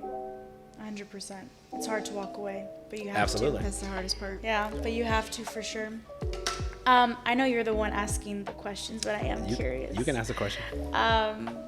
Open discussion. Situationships is really popular nowadays. With young people. With young people. Young people. Delusionships. We're calling them delusionships. We're gonna copyright that hashtag delusionships. Do you not think that situationships could be beneficial if both individuals are not seeking a relationship? Let me ask you a follow-up question. You're answering my question with the question? I'm going to answer, but okay. I need to put a little more context. Okay. So we're going to define a little bit. Because this is good therapy practice. Like every time people use words, like we don't have the same meaning, so we need to define what it means. What does a situationship mean to you? A situationship means to me is two people who do like each other. They're not seeing anybody else. In what capacity do they like each other? They are romantically linked. But in what way? How are they finding each other desirable or attractive? They're physically intimate with each other. There you go. And they care for each other, but both individuals don't want a relationship at this time. Okay. And they're not seeing other people? And they're not seeing other people. Because I think, I think friends with benefits or hookups are, it's a free-for-all. That's casual. I don't think situationships, beautiful. Yeah. No, I love it. Okay. No, because we're showing. I'm just curious what you think. I need a whiteboard because we're about to show levels to this. Okay. Yeah. I'm just curious. This is why dating's hard. This is why dating's so hard. You just broke it down. So you said hookups and friends with benefits is a free for all, right? So there's no expectation that like if I'm sleeping with you, I can sleep with you too. Yeah. Friends with benefits, hookups. Yeah. Situationship, one-on-one. Yeah, it's like a relationship, but without the title. So you don't call each other boyfriend and girlfriend. Okay. But there is a level of I care for you. Okay. And they're exclusive. But I am not ready for you. Okay. That's what I think a situationship is, in my point of view. A situationship. A situationship. Got it. Okay. Yeah. All right. So now we have more context. So to me, I'm going to ask you another question, but I'm going to give you my answer. I don't think it can lead to a healthy relationship. And this is the biggest reason why. Okay. Because number one, and I'm going to ask you guys to clarify because I'm not a woman. in my experience with the women that I've worked with and that I've spoken to in my life, both personally and professionally, I don't know any women who can sleep with men and not develop attachment over time. Okay. How did I know that that's what was about to be said? That's a very common thought. Yeah. I'm not saying that they don't exist. I'm saying that's been my experience. No, I've never spoken to one that is like, I can do this indiscriminately for the rest of my life. Not saying that they're going to. A long period of time. Right, for a long period of time. Like I can be with this person, with this person, with this person. But the contrary, I know plenty of men where, and I've been one before. How dare you? Right? Full transparency. That it's not, and I don't mean it, it's not in a disrespectful way. I'm saying that there's no emotional attachment. No, I understand. You can be physically intimate and there's no attachment there. It's just, it was for that moment.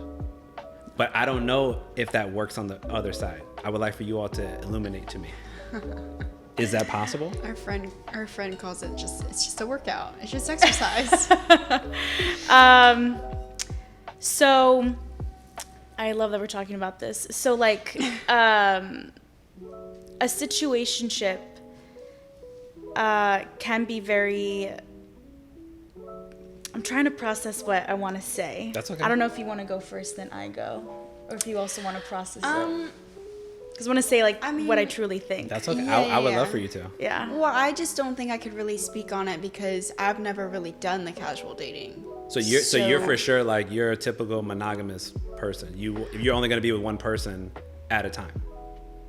I mean, I couldn't really give a concrete answer on that because, I mean, people can change their minds. I could change my mind. No, I mean, based on your experience. I don't mean like how you feel forward. I mean, based on what you've gone through so far, do you typically date one person at a time, or you date multiple people? Or? Well, I haven't been dating that long. No, I mean, just an experience that you have. I probably could. You think you could? I probably could. I probably would want to if I was in a position where I was just casually dating people. But I mean. But you don't seek that out. I don't seek that out because that hasn't fallen into my lap. So like after, this is probably like too much personal information, but like after my breakup, I took a very, very, very long time to myself where I wasn't dating anybody. I wasn't on dating apps. I wasn't looking. Yeah. I met somebody, whatever, it wasn't what I wanted, whatever. Mm-hmm. And now I'm in a situation where, I guess a situationship where we're like exclusive. So we aren't seeing other people. Mm. And if I had more time and I really was just dying to see other people, and the other person also wanted to, then we would be in the friends with benefits category. And sure. I could see other people just as much as the other person wants to see other people. And I'm going to come back to you, but I want to expand on that point. Because this is where I think the thinking gets flawed. Because you said, so I'm in a situationship, but then I'm going to go back to what you said earlier. But you talked about, we've all talked about vulnerability, mm-hmm. but you talked about stability and security. Mm-hmm. Do you think it is advantageous for you to try to get somebody to provide that for you? I'm not saying that you can't do it mm-hmm. for yourself. Mm-hmm. I'm saying in a relationship, the man has to provide 50% of that at least, okay. right, for the relationship, and then you do the other. Mm-hmm. If you know you want those things, right, for the long term. Okay. Do you think it is in your best interest to go about it the way that you are because you have no commitment? You don't really have any type of structure for how the relationship would be because we're not even using the words. Are we talking about situationships versus committed monogamous relationships? Are you talking about my experience currently or my yes. general thought right now? Yes, currently. Because you just gave me the side of, because she brought up situationship, right? Okay. And then you said, I'm in one. Yes. And then we talked earlier about how you said, I need things like stability mm-hmm. and security mm-hmm. so I can be vulnerable. And it's already hard for me to be vulnerable. And I'm already guarded, right? You're challenging me.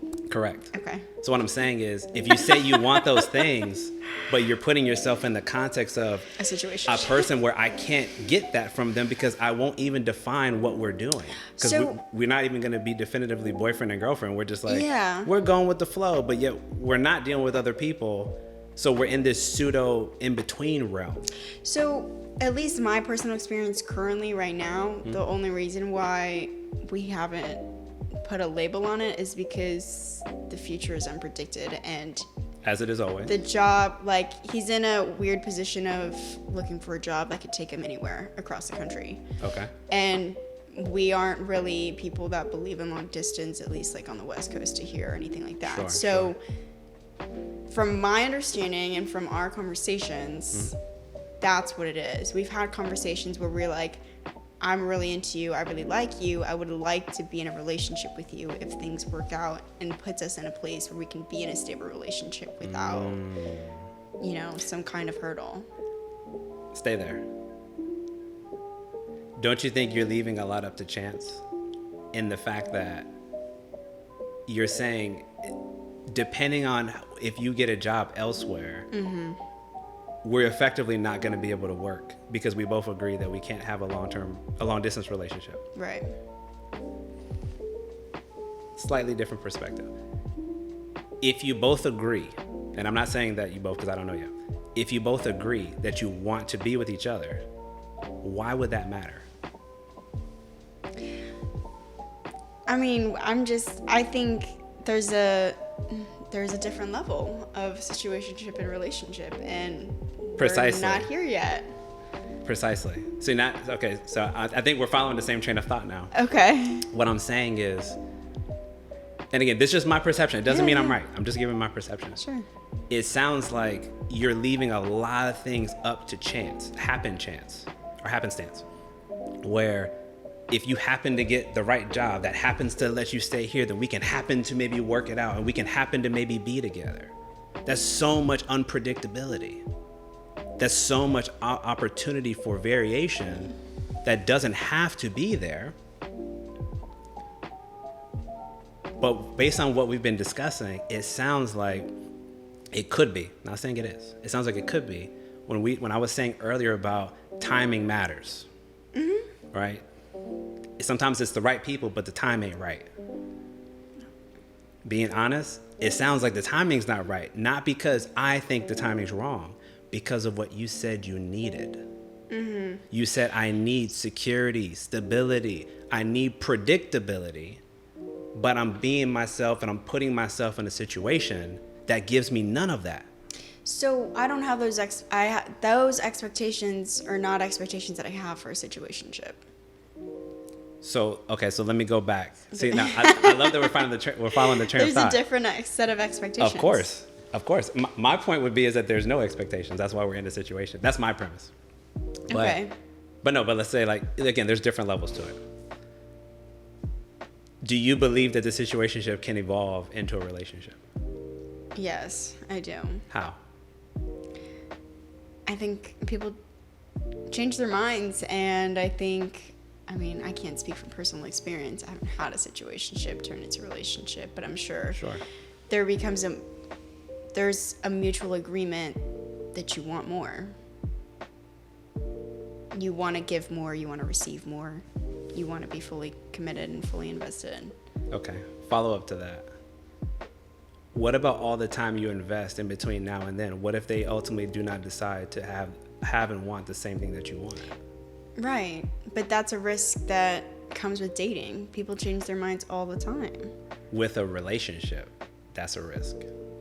I would make the point to you, I think it's unnecessary risk with a situationship because you're not going into it with the idea that we both know we already want to make this commitment to each other. We already made this decision right off the bat. I know that I like you. I know that I like the direction that we're moving in. We're expressing the things that we want, and we've already agreed that all that is on the table. Right. So we're not waiting to then determine if we want to make that commitment because we've already invested all this time in between now and then, which is going to do what? It's going to make it inevitably harder if we do have to separate and we ultimately choose not to be together, to your point, because you said sometimes we're not hearing these people depending on if they don't want the same things that we want or they don't want it at the same time that we want.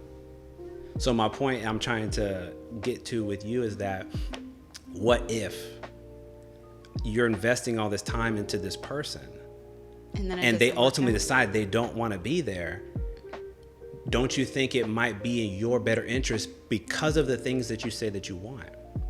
Don't you think it would be in your better interest to make sure you already are in alignment with those things? We already have the commitment, not waiting to create commitment later after there's already emotional connection and attachment.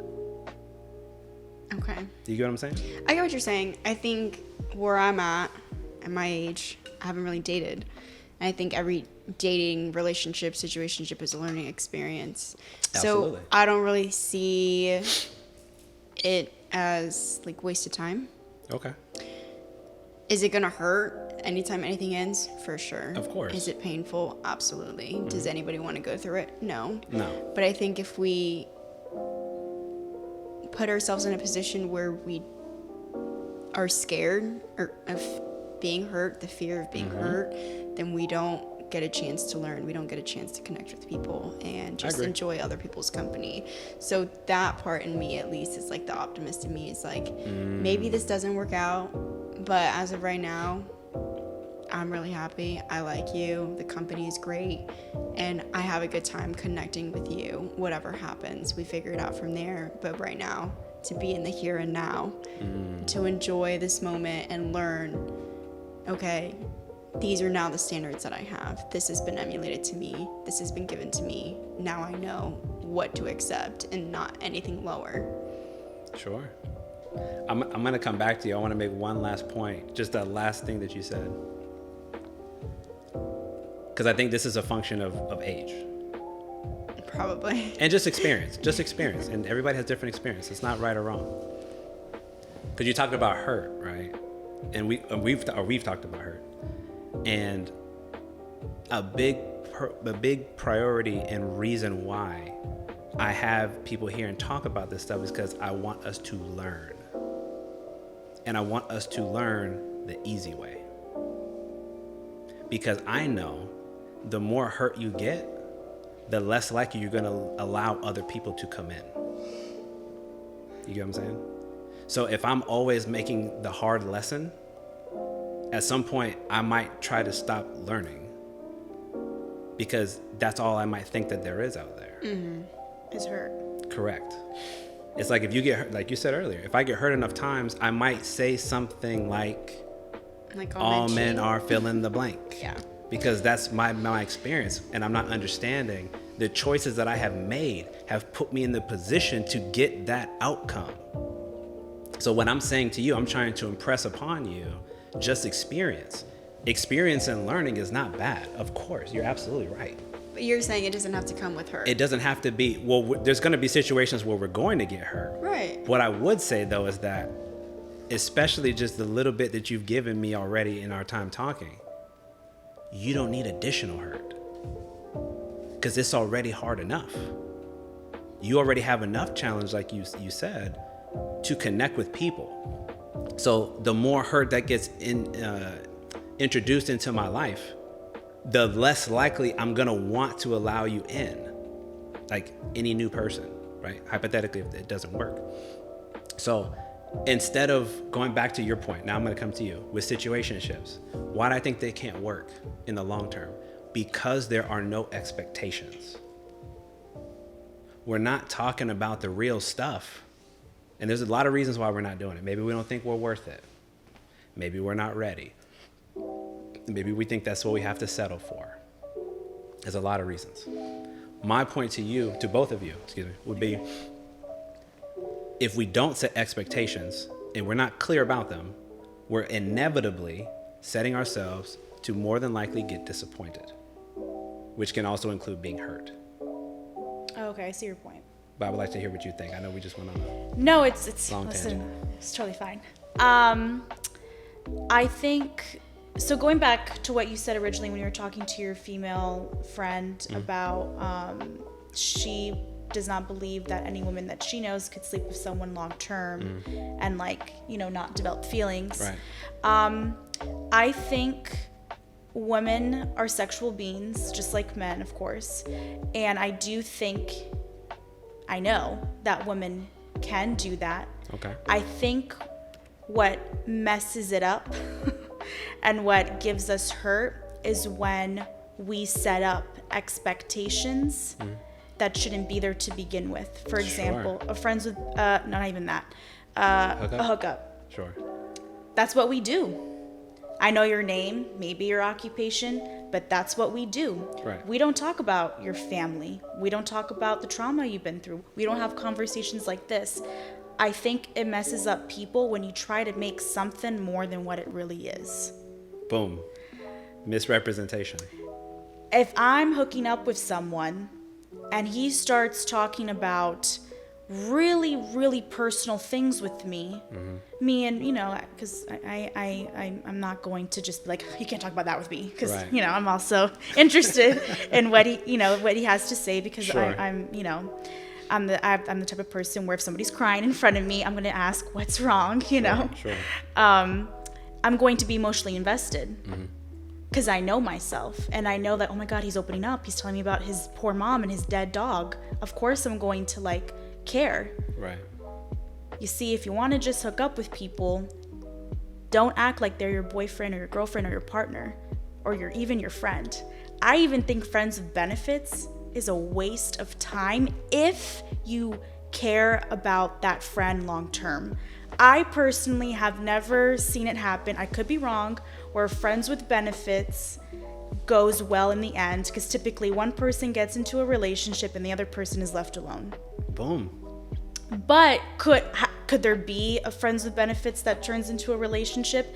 Sure. Possible. The two movies that came out about it were beautiful stories, so maybe. I'm sure it happened. I'm sure somebody out there was hooking up with their friend and then ended up being a relationship, and now they're married and have 5 kids. It can happen. It could be. But that's an exception to the rule. Thank you. I think people think that there's there's exceptions to things. But you're not always the exception. No, the exception to the rule by definition means it's more than likely not going to happen for you. Yeah. That's the point. But at the same time, I think if you really like someone and like you really like, you know, want to be with them, I would hope you do say something, because living with that regret of like, oh, like I wish I should have said something is harder than dealing with the heartbreak. Agreed. You know, and I mean, and it does happen. You also have to know yourself as an individual. Like if you know you like people really easily, and you care a lot, and you have a big heart, and you're sleeping with this person, and you're starting to really care for them, then know yourself. Be honest with yourself. And there's nothing wrong with falling for the person that you're sleeping with. That's normal. But that was the point I was trying to get to. But at the same time, like, know yourself. No, it's not for everyone. I agree. I would honestly. Let's see. Now we're going big picture. I would make the case, because I've been through it, that we got to stop doing it. I don't think we have to stop. As young people. I'm going to tell you, you don't have to agree. I'm going to tell you my point why on that. Because I think that to the point I was trying to make with Joy, I think that we invite in too much opportunity to be hurt. Because if I'm going through life and going through these situations and going through these relationships, if I can't really expect any solid commitment from you, other than I can text you sometimes or you can show up sometimes, like that's not real commitment. What do you do in text? Yeah, that's nothing. I mean, I'm having a bad day. Will you come through? I'm sick. Can you come make me food? I need you to drop me off and take me here.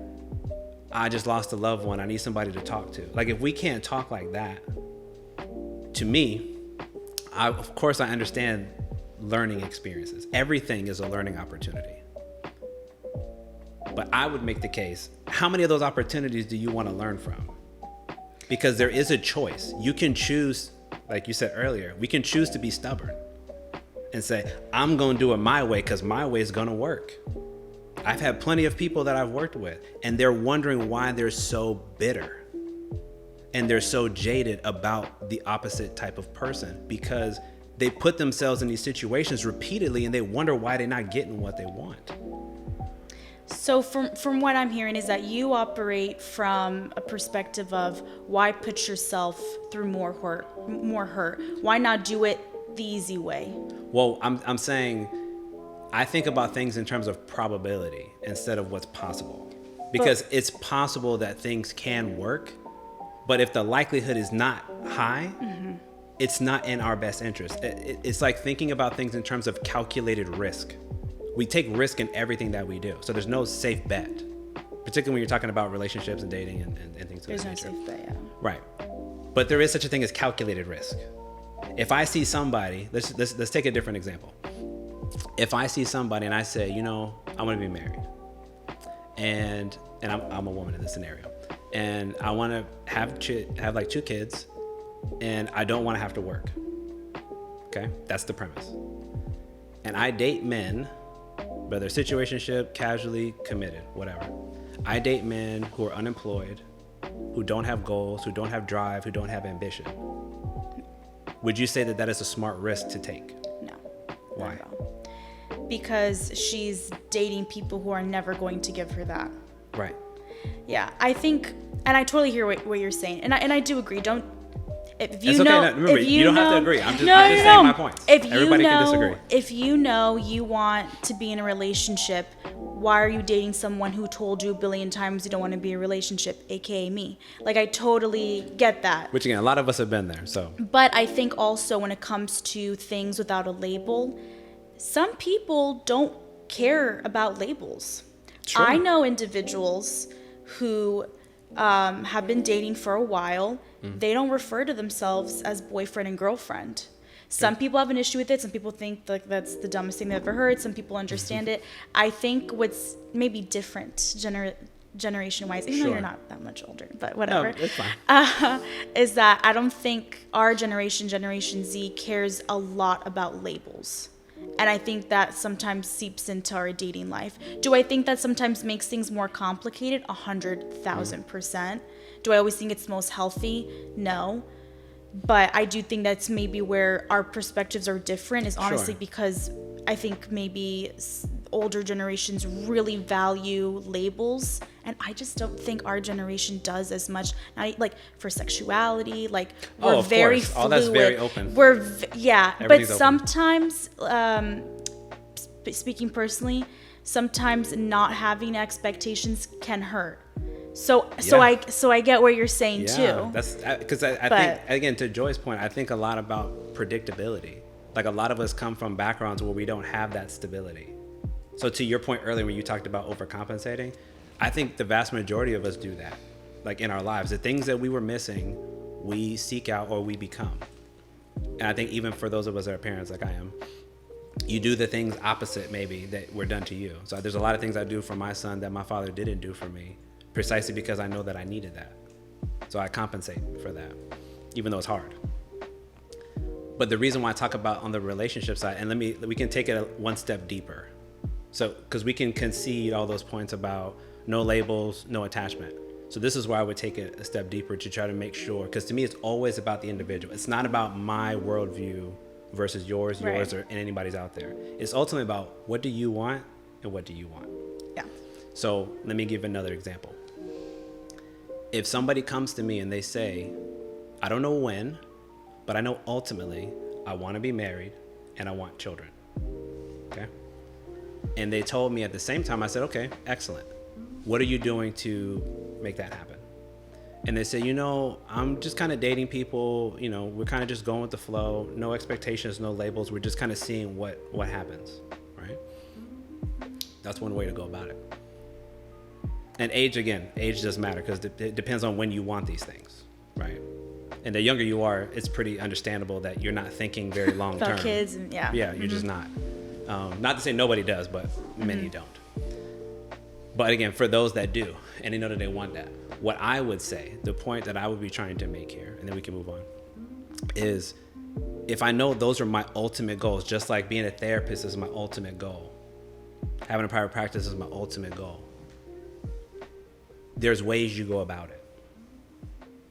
If you want something, it doesn't mean there's only one way to do it, right? But there are better ways to get what you want. Is that fair? Okay. Yeah.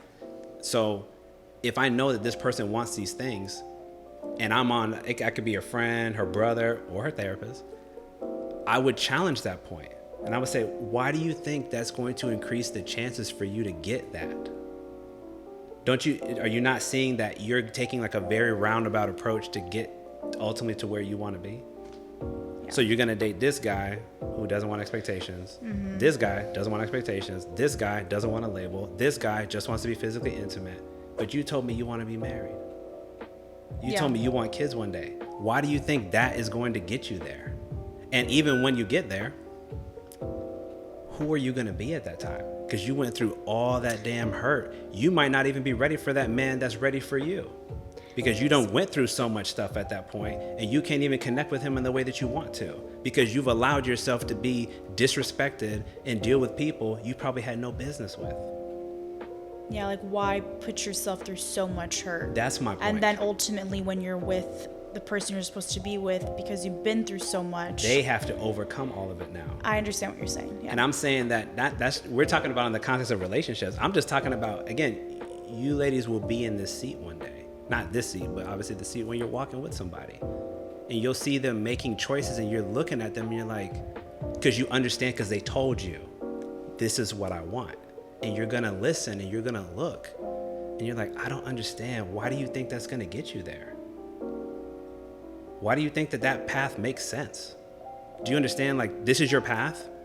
This is one of them? And you're going over here? Don't you think it's going to be harder to curve yourself back over here? When you done drove all the way off the road now? That to me is what expectations matter. Because people want to know, hey, what path are we going down? Again, ultimately, if I know what I want. If you don't know, have at it. Have the experience. Figure out what you like and what you don't like, right? I'm not anti that. But what I am saying is, when you know what you want, don't lie to yourself and tell yourself you don't. Yeah. Don't tell yourself, oh, I'm going to put up with this. I'm going to settle for this. I'll be complacent for that, when you know that's not really what you need.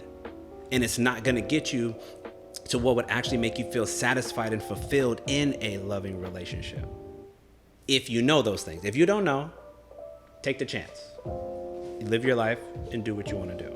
But that's something I think that younger people need to really think about. Because when we're having all these experiences, it's not all bad. But again, if you keep having these experiences where you feel like it didn't go the way I wanted, and I got hurt again and again and again, some people quit after a while. They're like, you know what? I don't want to do this no more. Or all of you are going to be like this, as we said earlier. So why bother? You follow what I'm saying? I follow what you're saying. Does that make sense to you? Again, you don't have to agree.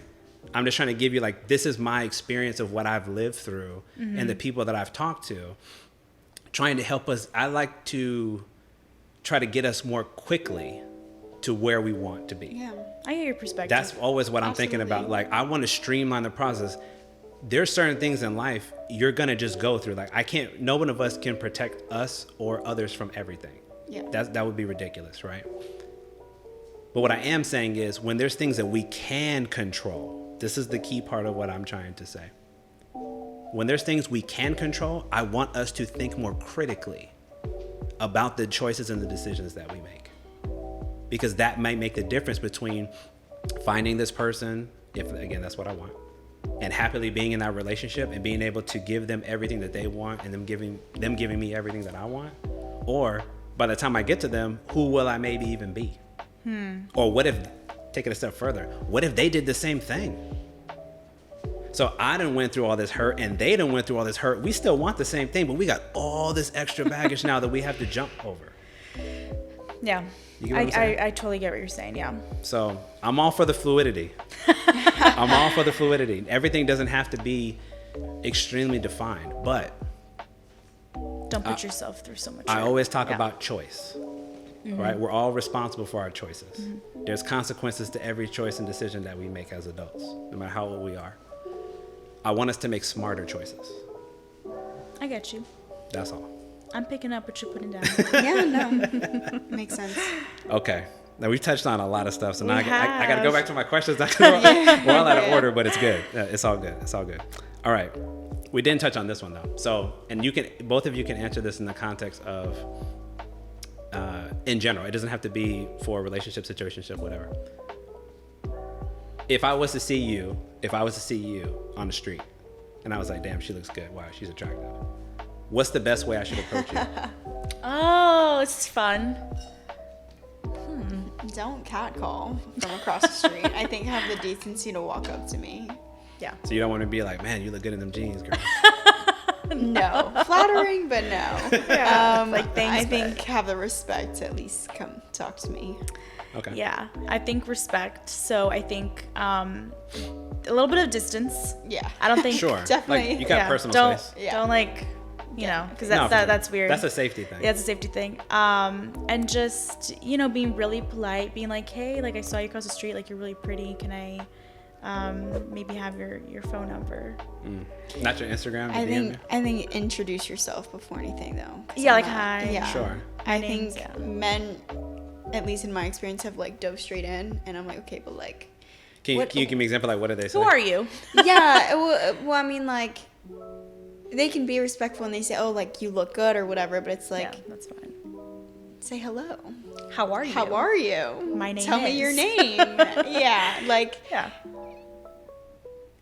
clearly the goal is obvious, right? Sure. Yeah. But I mean, don't dive straight in. You know, dip your foot in the water. Okay. Suss out the situation. I think it helps like alleviate some tension that women feel when men do walk up to them, because when, at least for me, when a man walks up to me, it can go literally in any way. You know what I mean? Like, I've had someone be very respectful and say like, I'm not even trying to be weird, but I just had to tell you XYZ. And then I've had other people like straight up come up to me and say like some of the most grotesque things. So you really, as a woman, I never know what I'm gonna get, no matter what. And the guy could have the nicest intentions, Sure. but our guard's always going to be up, because unfortunately, like, sometimes men are scary. Well, also, to be fair, I mean, you don't know because you don't know them. Exactly. So it's fair to be weary. Yeah, so I think like even just introducing yourself and saying hello first, it's small, but it helps like be like, okay, like Break the ice. you're at least trying to make some sort of conversation instead of just yeah. going straight at it. And, you know, women, it's funny because I said that all men cheat and stuff, which I don't believe in, by the way. But like, every woman is different. Sure. There's going to be some women that like get straight to the point. What do you want? Yeah. What's going on here? Oof. And there's some. That's and, like, never mind, I changed my mind. yeah. Or not, right? And then there's some women who need a little bit of like, what do you do for a living? Tell me about yourself. Offering to be like, hey, like do you want a drink? I see there's a drink in your hand. Like, let me get something for you. Like, not one thing isn't gonna work for all of it. Sure, Yeah. For every woman, but I do think 100% like respect and also just have a conversation with me. Yeah. Be like, hey, like I know like you're gonna be like really nervous and stuff when you do it, Of but course.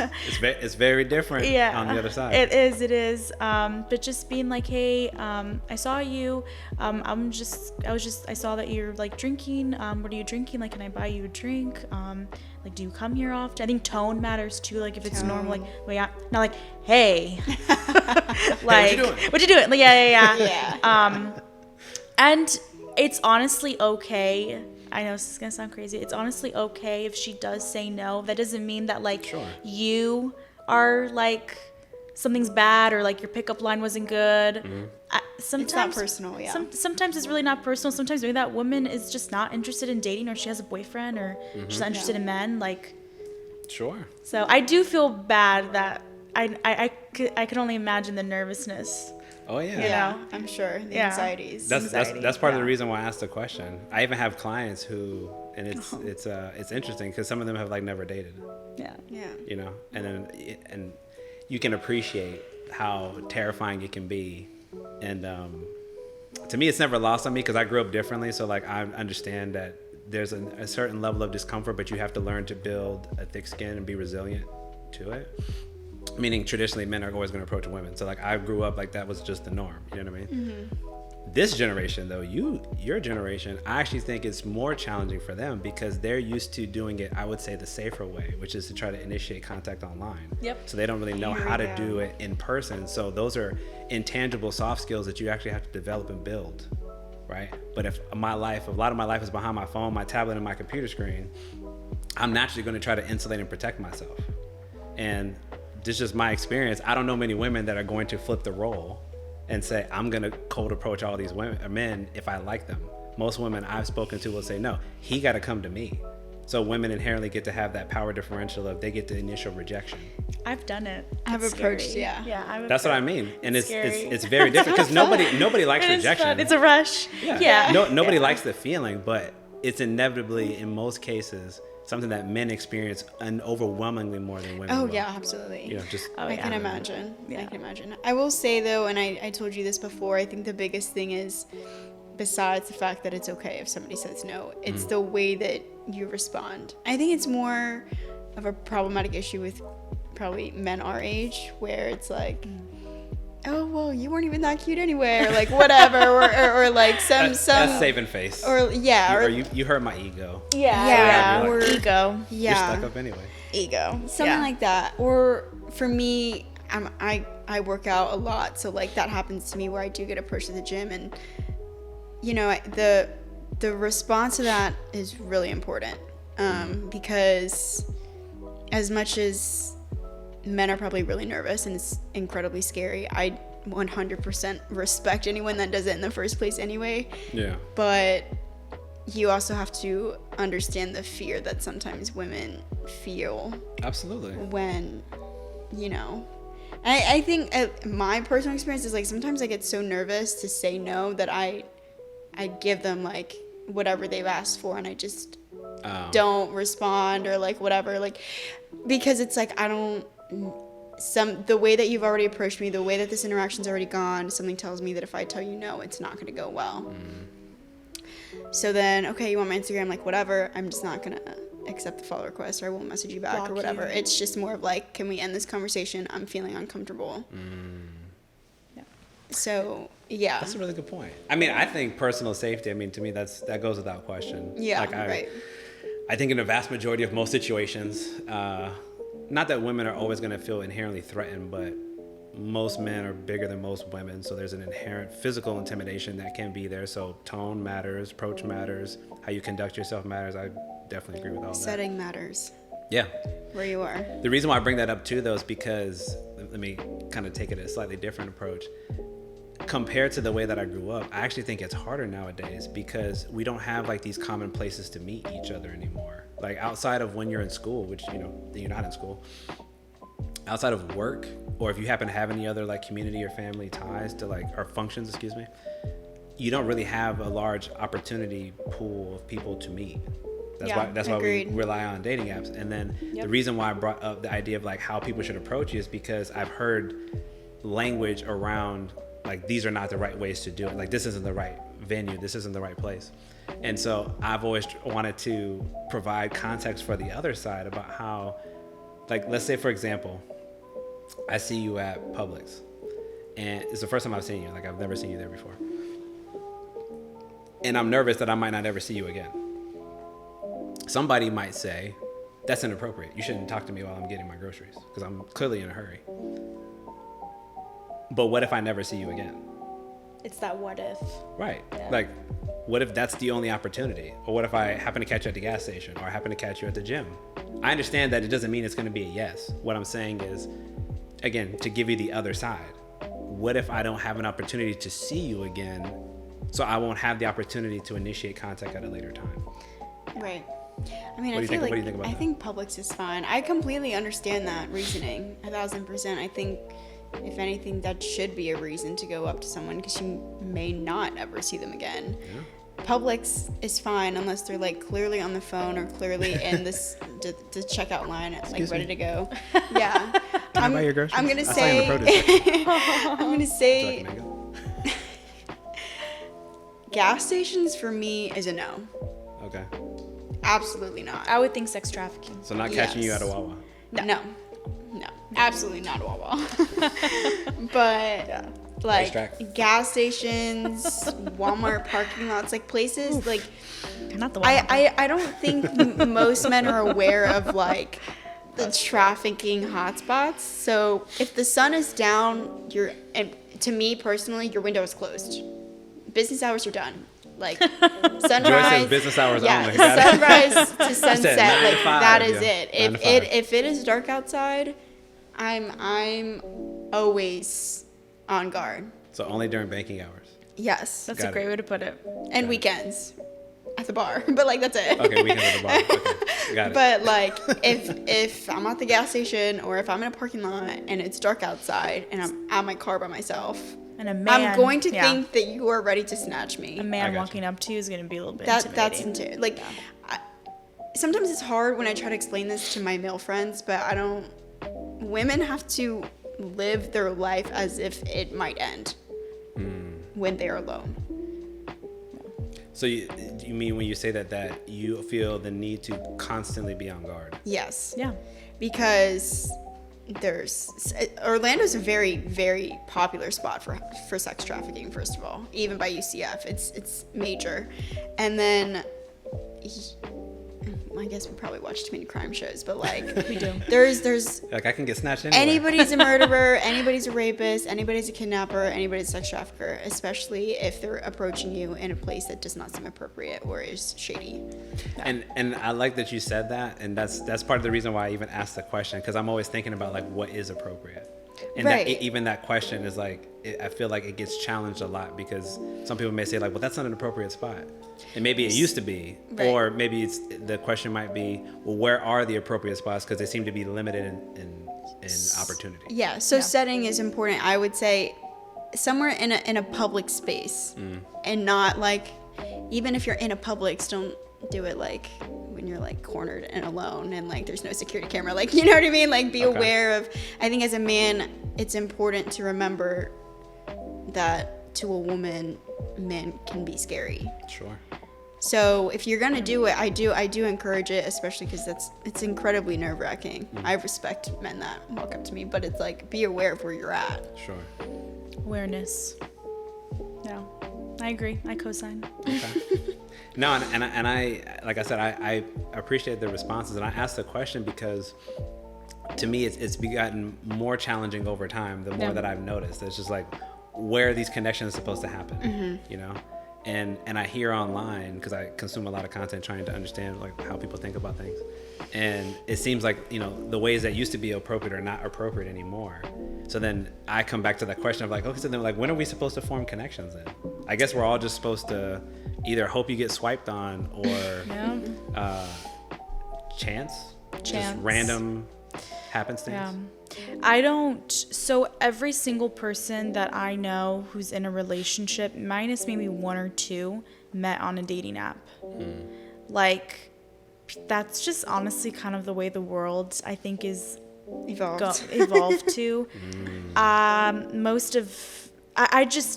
I don't see a world where everyone is going to meet someone not online.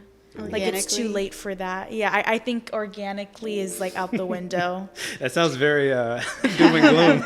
I think your window's over. I disagree, but that's like my own. See, Yeah. See, I want to disagree. I want to. Like the optimist in me disagrees, but the realist in me is concerned because I don't see the alternative. I don't think it's a bad thing, though. No, not at all. No. Okay. Well, No. Let's talk about that. wait, No, pause. I'm saying, let's talk about that. I don't think dating apps, I to don't- me in my life, are negative. I think you can find really awesome, genuine people on the apps. Just like in real life, you sometimes have to go through some interesting ones to find the right one. I think it's the same on dating apps. Because I'm sorry, I'm 23 years old, and I think because guys are scared, like sometimes like, you go at a bar and you sometimes you may not even see people that you are naturally attracted to. Sure. And that can be a big thing. Or maybe like you're so involved with your friends and like maybe like you're not aware. And like I've seen it, and like it's true. Like I wasn't, I wasn't born in the 90s or anything. I don't know what it was like in the 90s or anything, but was like, different. yeah, I can imagine it was different. But like I have eyes and I see, and like I just don't see a lot of guys approaching girls. Or if there are guys and girls together, they came in together. You ask them, how did you guys meet? Bumble, Tinder, Hinge. I think to your point, for your generation, I think that is true. It's just the norm. But what I would say, the reason why I said DMs. the reason why I said I would be concerned if it's only from apps, is because I think that That's fair. I think that there's not enough context. Let me tell you why. When you try to meet somebody, if I'm only going solely based on some images and some blurbs that you put on a profile, I think people are getting a very distorted view of how you connect with humans. It's true. Because a lot of times, I'm not saying physical attraction doesn't matter, to be clear. It does matter. Because it's the first thing that you notice. So it absolutely matters. But if I don't give the time to actually engage in discussion like we are doing right now, that's when you start to see somebody's personality come out. And then now you start seeing like, ooh, I didn't know that about you. I find that very interesting. There's downsides. And you can never communicate that on a profile. You the can't. only way you can get that, I'm not saying that it cannot be a useful tool. I don't live in extremes, right? It's not black and white thinking. What I'm saying is, I think if I'm only getting that, then I'm missing all this other context for how people are. And this kind of swiping culture, I guess you could say, that we have. I think actually, let me ask a question. Let me ask a question, because this is different for men and women. Do you ever question, this is a question about apps, do you ever question that you will run out of people to swipe on? No, but I have met people who think that. I don't use dating apps. You never? I've used it like a couple times, but never actually with intention to do anything with it. But you're like, no, you never worry about that. No, there's always somebody. See, so what I think is interesting is that is a very unique woman experience. Because men don't have that experience. For men, the vast majority of them, from what I understand, are being swiped left on. So many of them are not having the opportunity to formulate connections with women. And then I think from what I've observed, this is just what I've observed, that a lot of women have that mentality. I will always, there's an infinite amount of men that I can swipe on, and I will eventually find what I want, almost as if I'm constructing him in real time. It's funny that you say that last part, like you're constructing him in real time, because like I don't like this. Yep. I want this nose, this eyes, this hair, that those abs, that job, this age, chin line, in my city, 3 miles away. Yeah. Go. So I think, at least from the people that I've talked to that do use dating apps, and then at some point they get off of it, and I ask them why, and they say it's because it set their expectations too high. After being on it for a while, they were like, nobody interests me because it made my expectations too high. I would say not realistic. Yeah. Like it becomes, and I don't mean that it isn't, I think like women are the problem. I'm saying, I think my whole point is trying to find ways for us to come together. And I think, and again, not that the apps are wrong, but there's like a certain level of context that you don't get. So then there's people this is what I would kind of simplify it to. I think there's people you would swipe on that in real life you wouldn't. If you actually got to know them, you would be like, oh my God, I swiped on you? And then you're like, oh yeah, I messaged you. And then you start talking to them, you're like, what the hell was I thinking? Mm-hmm. But again, if I had that perspective, which I appreciate you for saying that, why would I ever think to swipe right on anybody? I'm like, I'm not swiping right until I find exactly what I want. Like, you better be perfect. Yeah. That's the only person I'm going to give a chance to. But that person probably don't exist. Yeah. No. And then to give the other side, if he did exist, would he want you? Yeah. Probably not. Like, I found perfection. But nobody's perfect. Right. No, I mean, just for the sake of, No, some right, people no, say no. stuff like that. Like, oh yeah, Yeah. he's the best. He's perfect. And I'm like, yeah, but does that person want you the way you want them? I hear what you guys are saying. I see it. And by the way, this is not an attack on you. No, Oh, yeah, no, I don't yeah. feel attacked. Open dialogue. About I this- don't feel about attacked it. at all, because Good. I wish there was. I wish there were different ways. Like, sometimes I do wish it was the good old days, and somebody would approach another person and Like the 90s? yeah, I guess so. And boom, like there's connection, there's talking. Like, Yeah. I do wish we met people that way. I just kind of what you're saying. Like, I don't think realistically It's that hard. that is slowly turning to not even really a thing. To eventually, like, majority of marriages are going to start off probably on the apps. See, and I'm not against them like beginning that way. No. To me, it's like, I feel like there's like this layer of something that we're missing I that agree that with causes you there. us to like, again, I feel like it's almost like we're filtering out all these possibilities. I agree with you there. Because we're like, oh, well, again, it's not exactly what I want. And if I keep thinking I can eventually find it, it's kind of like that question of like, well, then why would I ever settle? I need to settle. And I know for some people that's a swear word. I need to settle because I am not perfect. So number one, I should not expect perfection because I damn sure I'm not. But also, if I don't start figuring out ways in which I can compromise, even if I find that person, I would think more about the perspective that you have going into that relationship. I didn't have to compromise to find you. I'm not about to compromise in this relationship. Well, so for me, I've never been on any of the dating apps thinking I'm going to find my perfect person. Okay, good. I think also an individual in the real world could also go through a bunch of people and let go of a lot of people because that's not their expectation. It's not the perfect person. I don't think the issue, in my opinion, is like dating apps or organically meeting someone. Okay. I think the issue is you as an individual and your expectations. I think that, to me, I would agree with you. But to me, that is also a function of the dating apps.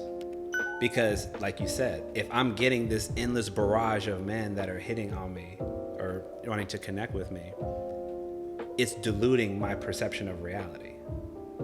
So my expectations are going to be delusional because I think I deserve exactly what I want. And I should not have to compromise because all of you keep looking for me. So then why would I ever need to compromise? As opposed to if the shoe's on the other foot and 5 of you were looking for me, now I'm going to be more intentional and be like, well, let me see, what these guys got. Because that's all I got. So let me see, can I have a genuine connection with them? Do they want some of the same things that I want, like we were talking about earlier? But that happens in real life dating too. No, it can. What I'm saying is, in real life, you don't have access to the amount of people you have access to online. Okay. You will never meet the amount of people in real life that you will meet online. Like you just said, you believe there was an infinite amount of men. There's not an infinite amount of men in the world. There's more women than men in general. Yeah. So it's numerically impossible. But, and then again, then you start talking about like all the men aren't straight, so then you can't go for them. And then, then you start getting into attractions. But my point is, I think the function of those apps is giving women a diluted perception of reality, which then makes it harder for them to want to compromise and reasonably connect with men. Well, I've heard the same perspective about porn. I know those are I know where I'm like totally going into that. It can in terms of the delusional side, I agree. Or intimacy side, I agree. There are a lot of people who think that porn is evil because it dilutes, they say men, but they say like it dilutes men into thinking that that's what sex actually is. Of course. So if they don't get to have real conversations about what it is. So are you saying also in dating apps it can be similar? Women are being diluted. Okay. Well, yeah. Okay. No. I'm trying to make a comparison. No. That's there. a beautiful comparison. That's a beautiful comparison. Because I've heard the same argument for porn. No. Yeah. I respect that. Let's do it like this because that makes sense. So social media and dating apps, who are they primarily targeting? Women. Right.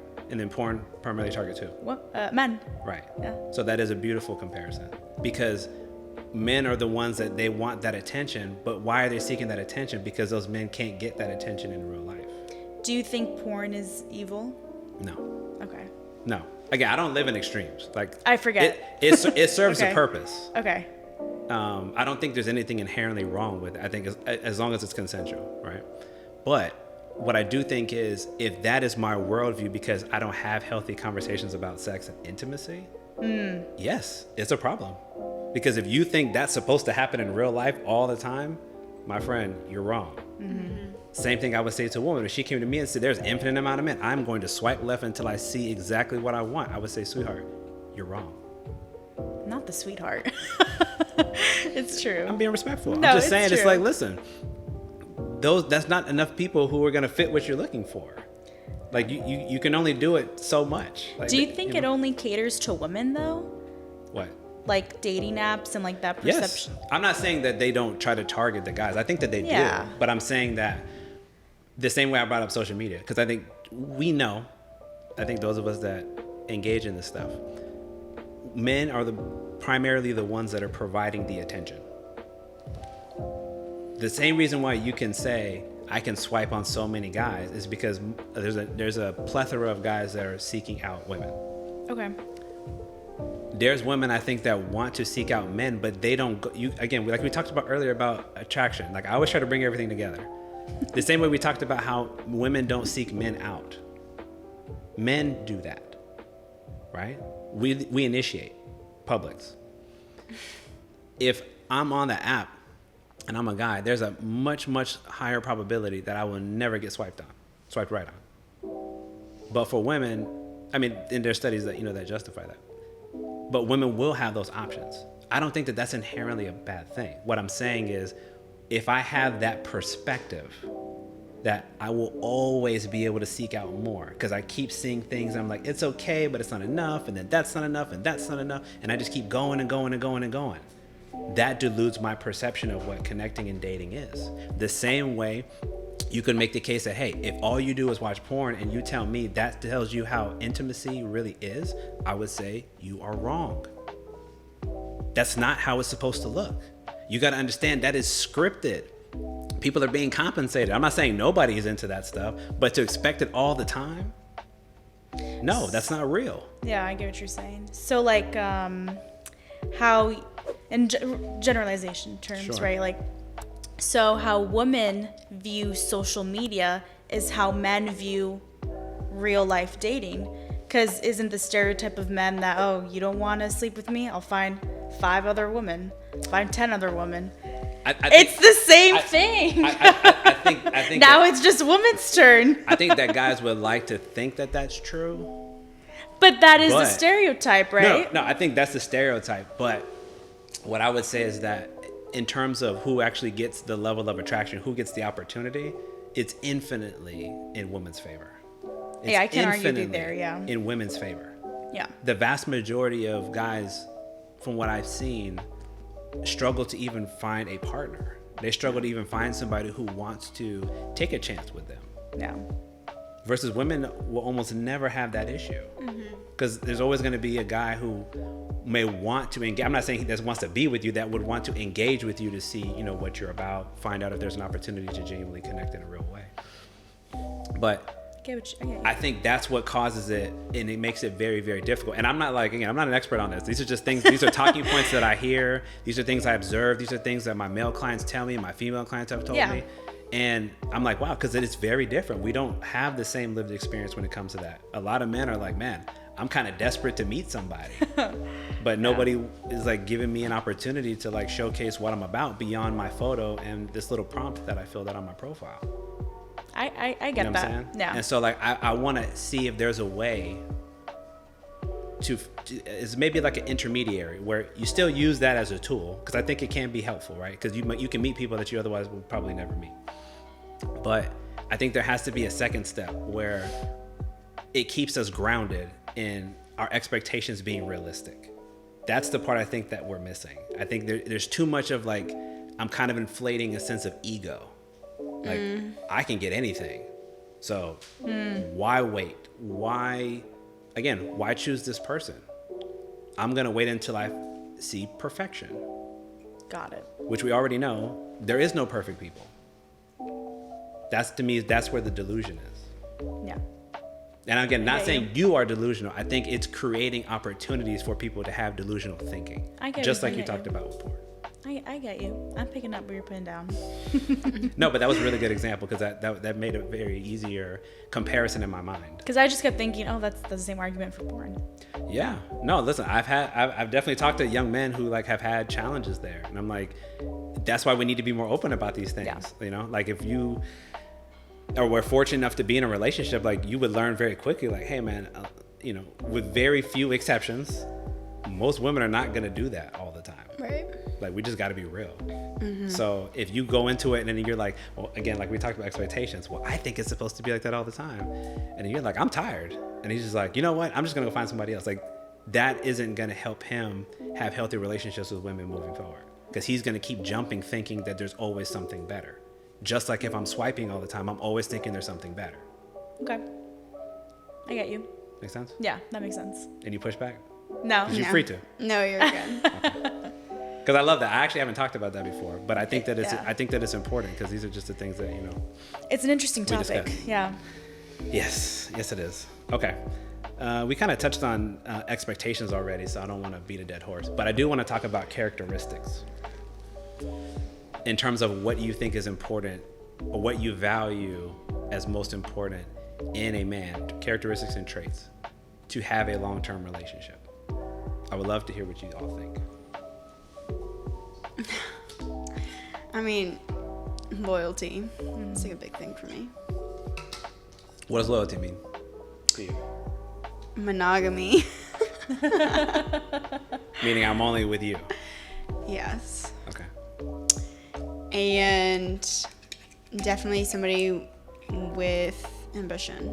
Somebody that has a goal in mind and is working actively towards it. Respect. That's important to me. Yeah, I agree. Ambition, loyalty.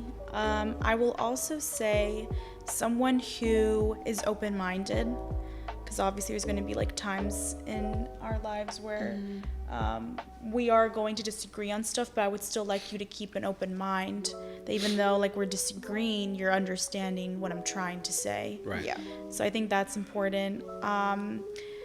And I think someone who is not afraid of conflict and not afraid of having the tough conversations. Confrontation, yeah. I would like someone for me who can be okay with confrontation, because if you're dating me, there might be some confrontation. Hey, listen, everybody's going to have confrontation. Everybody. Because remember, because we're not the same person. You're not. So we're absolutely going to see things differently at one point or another. Yeah. So I think those matter to me. Okay. So healthy confrontation, ambition, and loyalty. So that's it. Those are the top things. Yeah, that's not it, but top things. Those are the things I can think about right now. Open mind, for sure. And open-mindedness. And open-mindedness, yeah. Someone who respects our field, mental health. Of course. That to me is a duh. That's pretty high up there, yeah. If you don't agree with therapy, well, you're dating a therapist, so I don't know how this is going to work. It's going to be very challenging. Yeah, I can imagine. Very challenging. Yeah, I would say that. Okay. Do you think that in past relationships or current ones that you have put those things on the table? For sure, the loyalty. I mean, all of it. Everything that you said. Not all of it, but definitely loyalty. Why not all of it? Because sometimes I'll be dating people that are just not loyal. They're just not loyal people. So why are you dating them? That's a great question. I don't know. You want to respond? Do you in your current relationship or situationship, did you put those things on the table? Like, these are the things I need: ambition, loyalty. I mean, those are the two things you said: ambition and loyalty. Yeah, well, ambition, loyalty. I think communication is a big thing, and these are things that I learned from my relationship before that. And these are things that I do see in the guy that I'm seeing now, which works out for me at least. Yeah, sure. Honestly, I will say, like, some of the more intimate conversations that we've had about emotions or vulnerability, he's initiated. So I really respect that. And it's something that I need, especially because I think for people in our field, at least, we tend to be the ones that want to talk about our feelings and everything like that. So that helps a lot. So communication is a really big thing for me, having conversation. I agree. I told you that's my number one. Like, that's a deal breaker. Communication, yeah. That's a deal breaker. That's a big one. If you can't do that, we can't go nowhere. Yep. Because to me, that it ties everything you said together. Ambition. I need to be able to communicate to you where I think my life is going. Loyalty. We need to be on the same page about what we're doing. That goes back to my conversation about having those expectations and actually talking about them. Because if you don't, then how can you create, again, that path? Just like ambition. Yeah. Ambition's for what? Because we want to go somewhere. Together. Why do I want loyalty? Because I want to go somewhere with you together. But if I don't lay those things out there, how are we going to get there? We're not talking about it. Confrontation, healthy confrontation. You got to be able to talk through those things.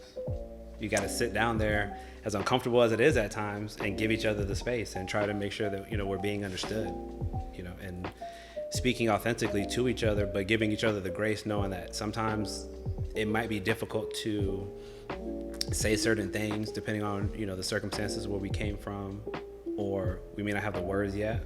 So I'm always big on reflecting, taking that time to really consider how you feel, and then healthily engage with that person so you get to the point of what you really want to say and not talking around things. Open-mindedness. I think that goes without being said. I mean, you want somebody open-minded, you said, for what? To be able to navigate those difficult conversations that have to be had, and not shut me down, or I shut you down because we immediately disagree with one another. Yeah. Because how can you communicate with someone who's always closed-minded? Correct. You can't. Yeah. You can't. That's literally talking to a wall. Yeah. So yes, I hope I just did a good job of communication, wraps all that up in a nice bow. Yeah. Yep.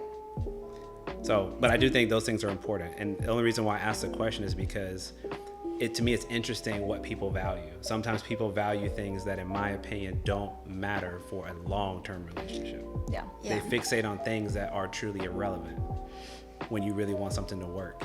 I'm not saying that everything people say it doesn't matter, but I think sometimes we get caught in the superficial too much.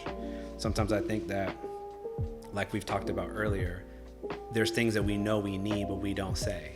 And we just kind of go along to get along. Yeah. Instead of saying, no, I need this. Yeah. And if you don't want to give it to me, I'm not going to stay here anymore. That's a boundary. That's a boundary, yeah. Right? But I think that for those of us that don't engage in these discussions, like, then we need to start to. So hopefully this is an example of how to engage in this in a healthy way.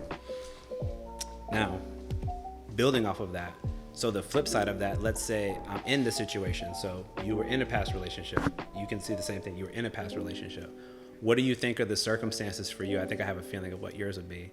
What are the circumstances in which you feel are appropriate to leave? It's a great question. What are the circumstances I think are appropriate to leave? I think the moment you start questioning your self-worth, and when you're no longer at peace with this individual, like at its core, if this relationship is not making you happy, because sometimes obviously relationships go up and down. You're not always going to be happy with the person you're dating. But at the core, you are not happy and you haven't been happy for a while. I think that's when you know it's time. When you say you haven't been happy, does that include that you've already articulated those things to that person and that you've tried to remedy the situation? Yeah. Okay.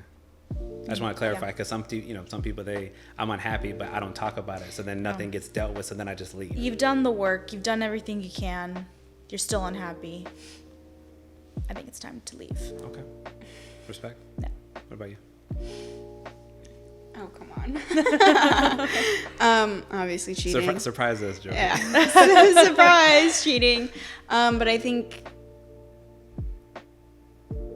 another reason that I left my past relationship is there was just a disagreement on expectations, values, ambition.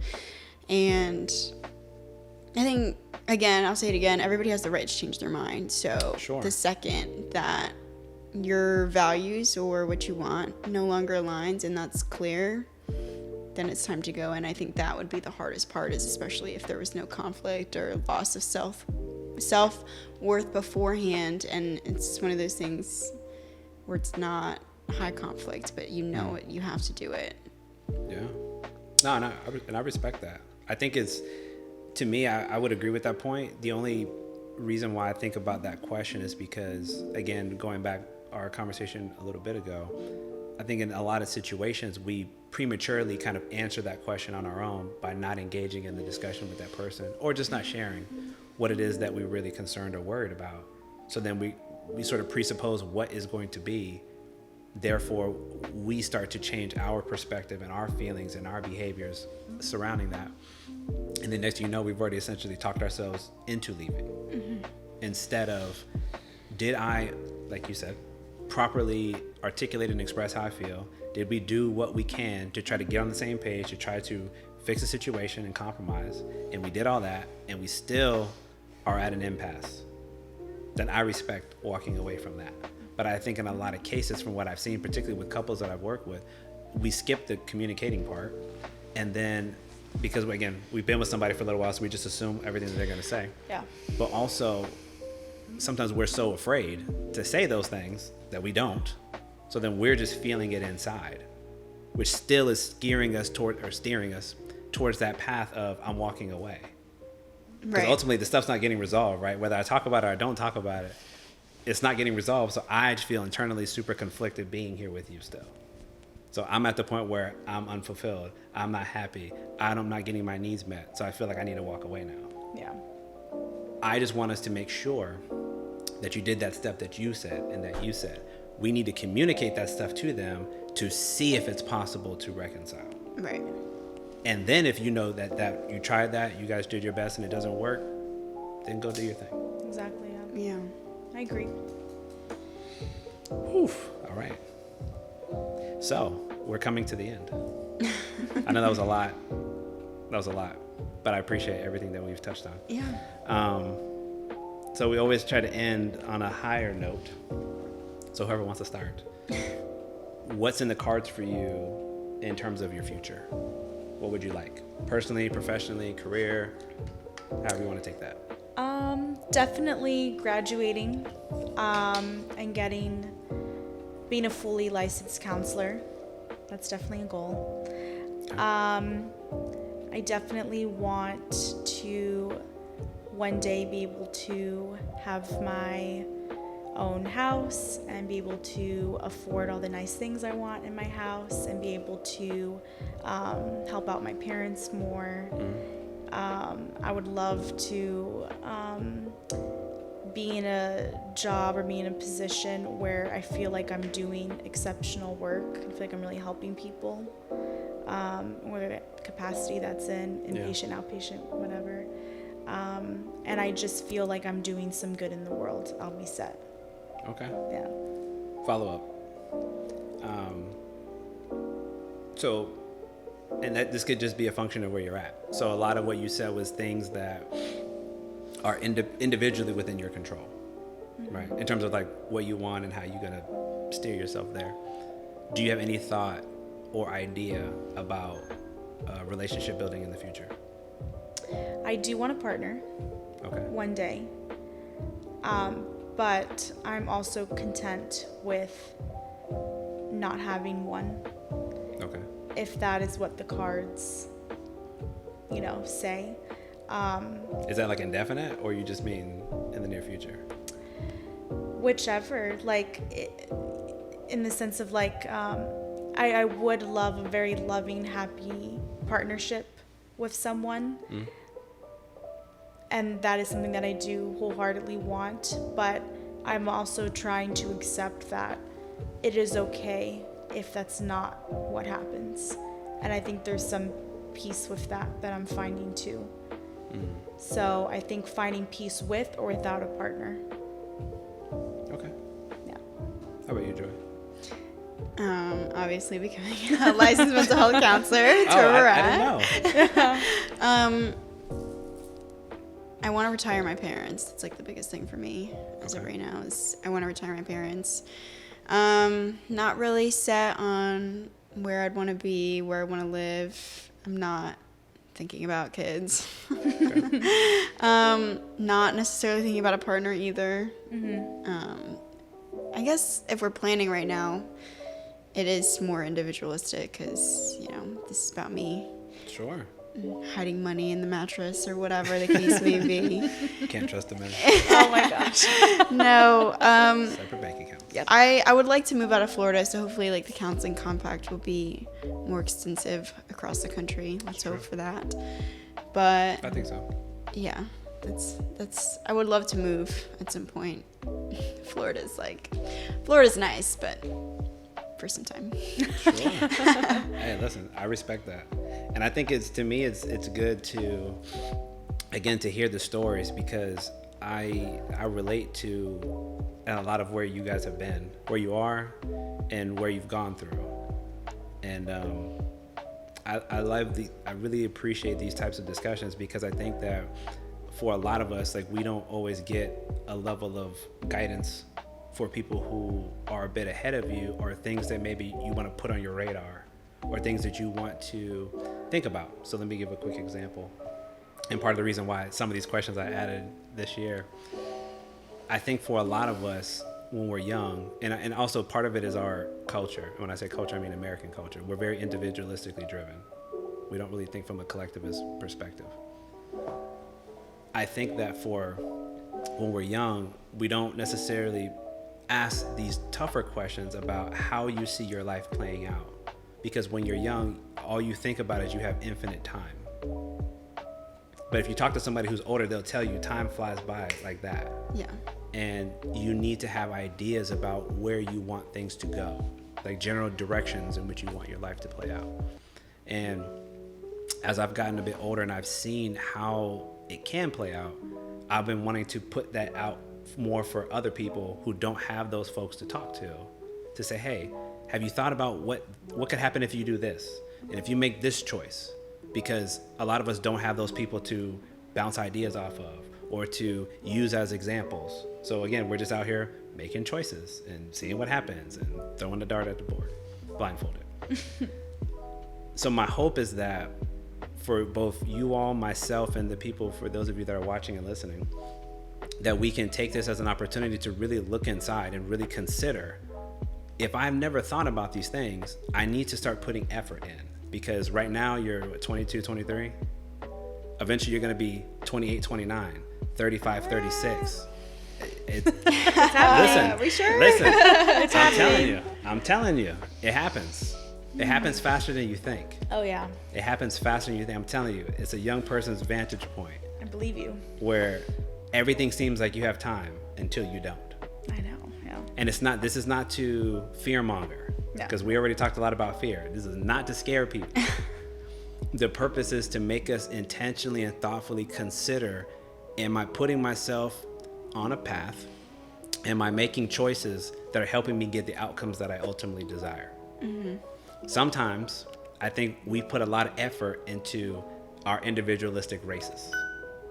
So my career and the things that I can control, I lean on really hard because I have absolute control. If I work hard, I can get to this point for the most part. But as soon as I say, but do you want somebody to go through your life with? Eventually, you don't got to say right now, eventually. If you say yes at some point, you need to also put it on your radar to put in the effort to be the type of person that you want, but also be intentional about putting yourself out there in the most authentic way to find that person. Because if I'm going to be guarded my whole life, I'm never going to find this person. Right. And he or she probably walked past me yesterday, but I was like, I'm not trying to hear it. Mm-hmm. So I try to give this idea of, think about two things at the same time. We talk about it in therapy. You can hold two truths at the same time. Things are not linear. I can pursue the goals that I have for myself as an individual, and I also have these things that I value that I want, maybe family building down the road. If you know you want those things, it would behoove you to start sooner rather than later. Right. If I'm waiting until I'm in a situation, I'm like, I'm going to figure out how to be the best husband that I can be. I'm going to try to be the best wife that I can be, or the best mom that I can be, or the best dad that I can be. To me, that's a lot of time that I'm burning that I could have really practiced and learned from others up until I met that person to actually start going on that journey with. Yeah. So to me, it's more about just trying to put in the effort now and don't wait and delay as if we have infinite time. Because the truth is that we don't. We don't. None of us know how much time we have here walking around. And again, not to be grim, but I'm just making the point. I want us to find more meaningful connections with one another. So I know that requires us to put in the effort sooner rather than later. Yep. You have to, yeah. I agree. Beautiful. Then that's how we're going to close, because I think that this has been, a very, very interesting and in-depth discussion. But genuinely, I appreciate you both. Yeah. Thanks for having us. For talking about it, because I know that a lot of this stuff is challenging. Mm-hmm. You know, these aren't easy conversations to get into, but I think that we all can learn something. Like, hopefully, even when we go back, I learned a lot even when I go back and watch these. I'm like, That's yeah. awesome. that was a good gem. Yeah. So you take something, you know, that you can apply hopefully in the future. Oh, for sure. Yeah. Absolutely. We appreciate it. This was Yeah, a lot thank of fun.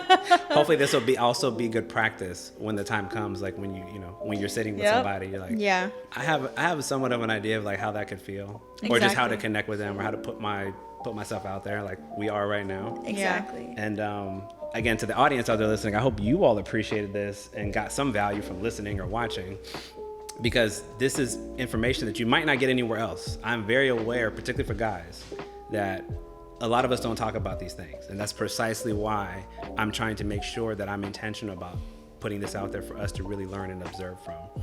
So I appreciate all of you who might have been watching and listening.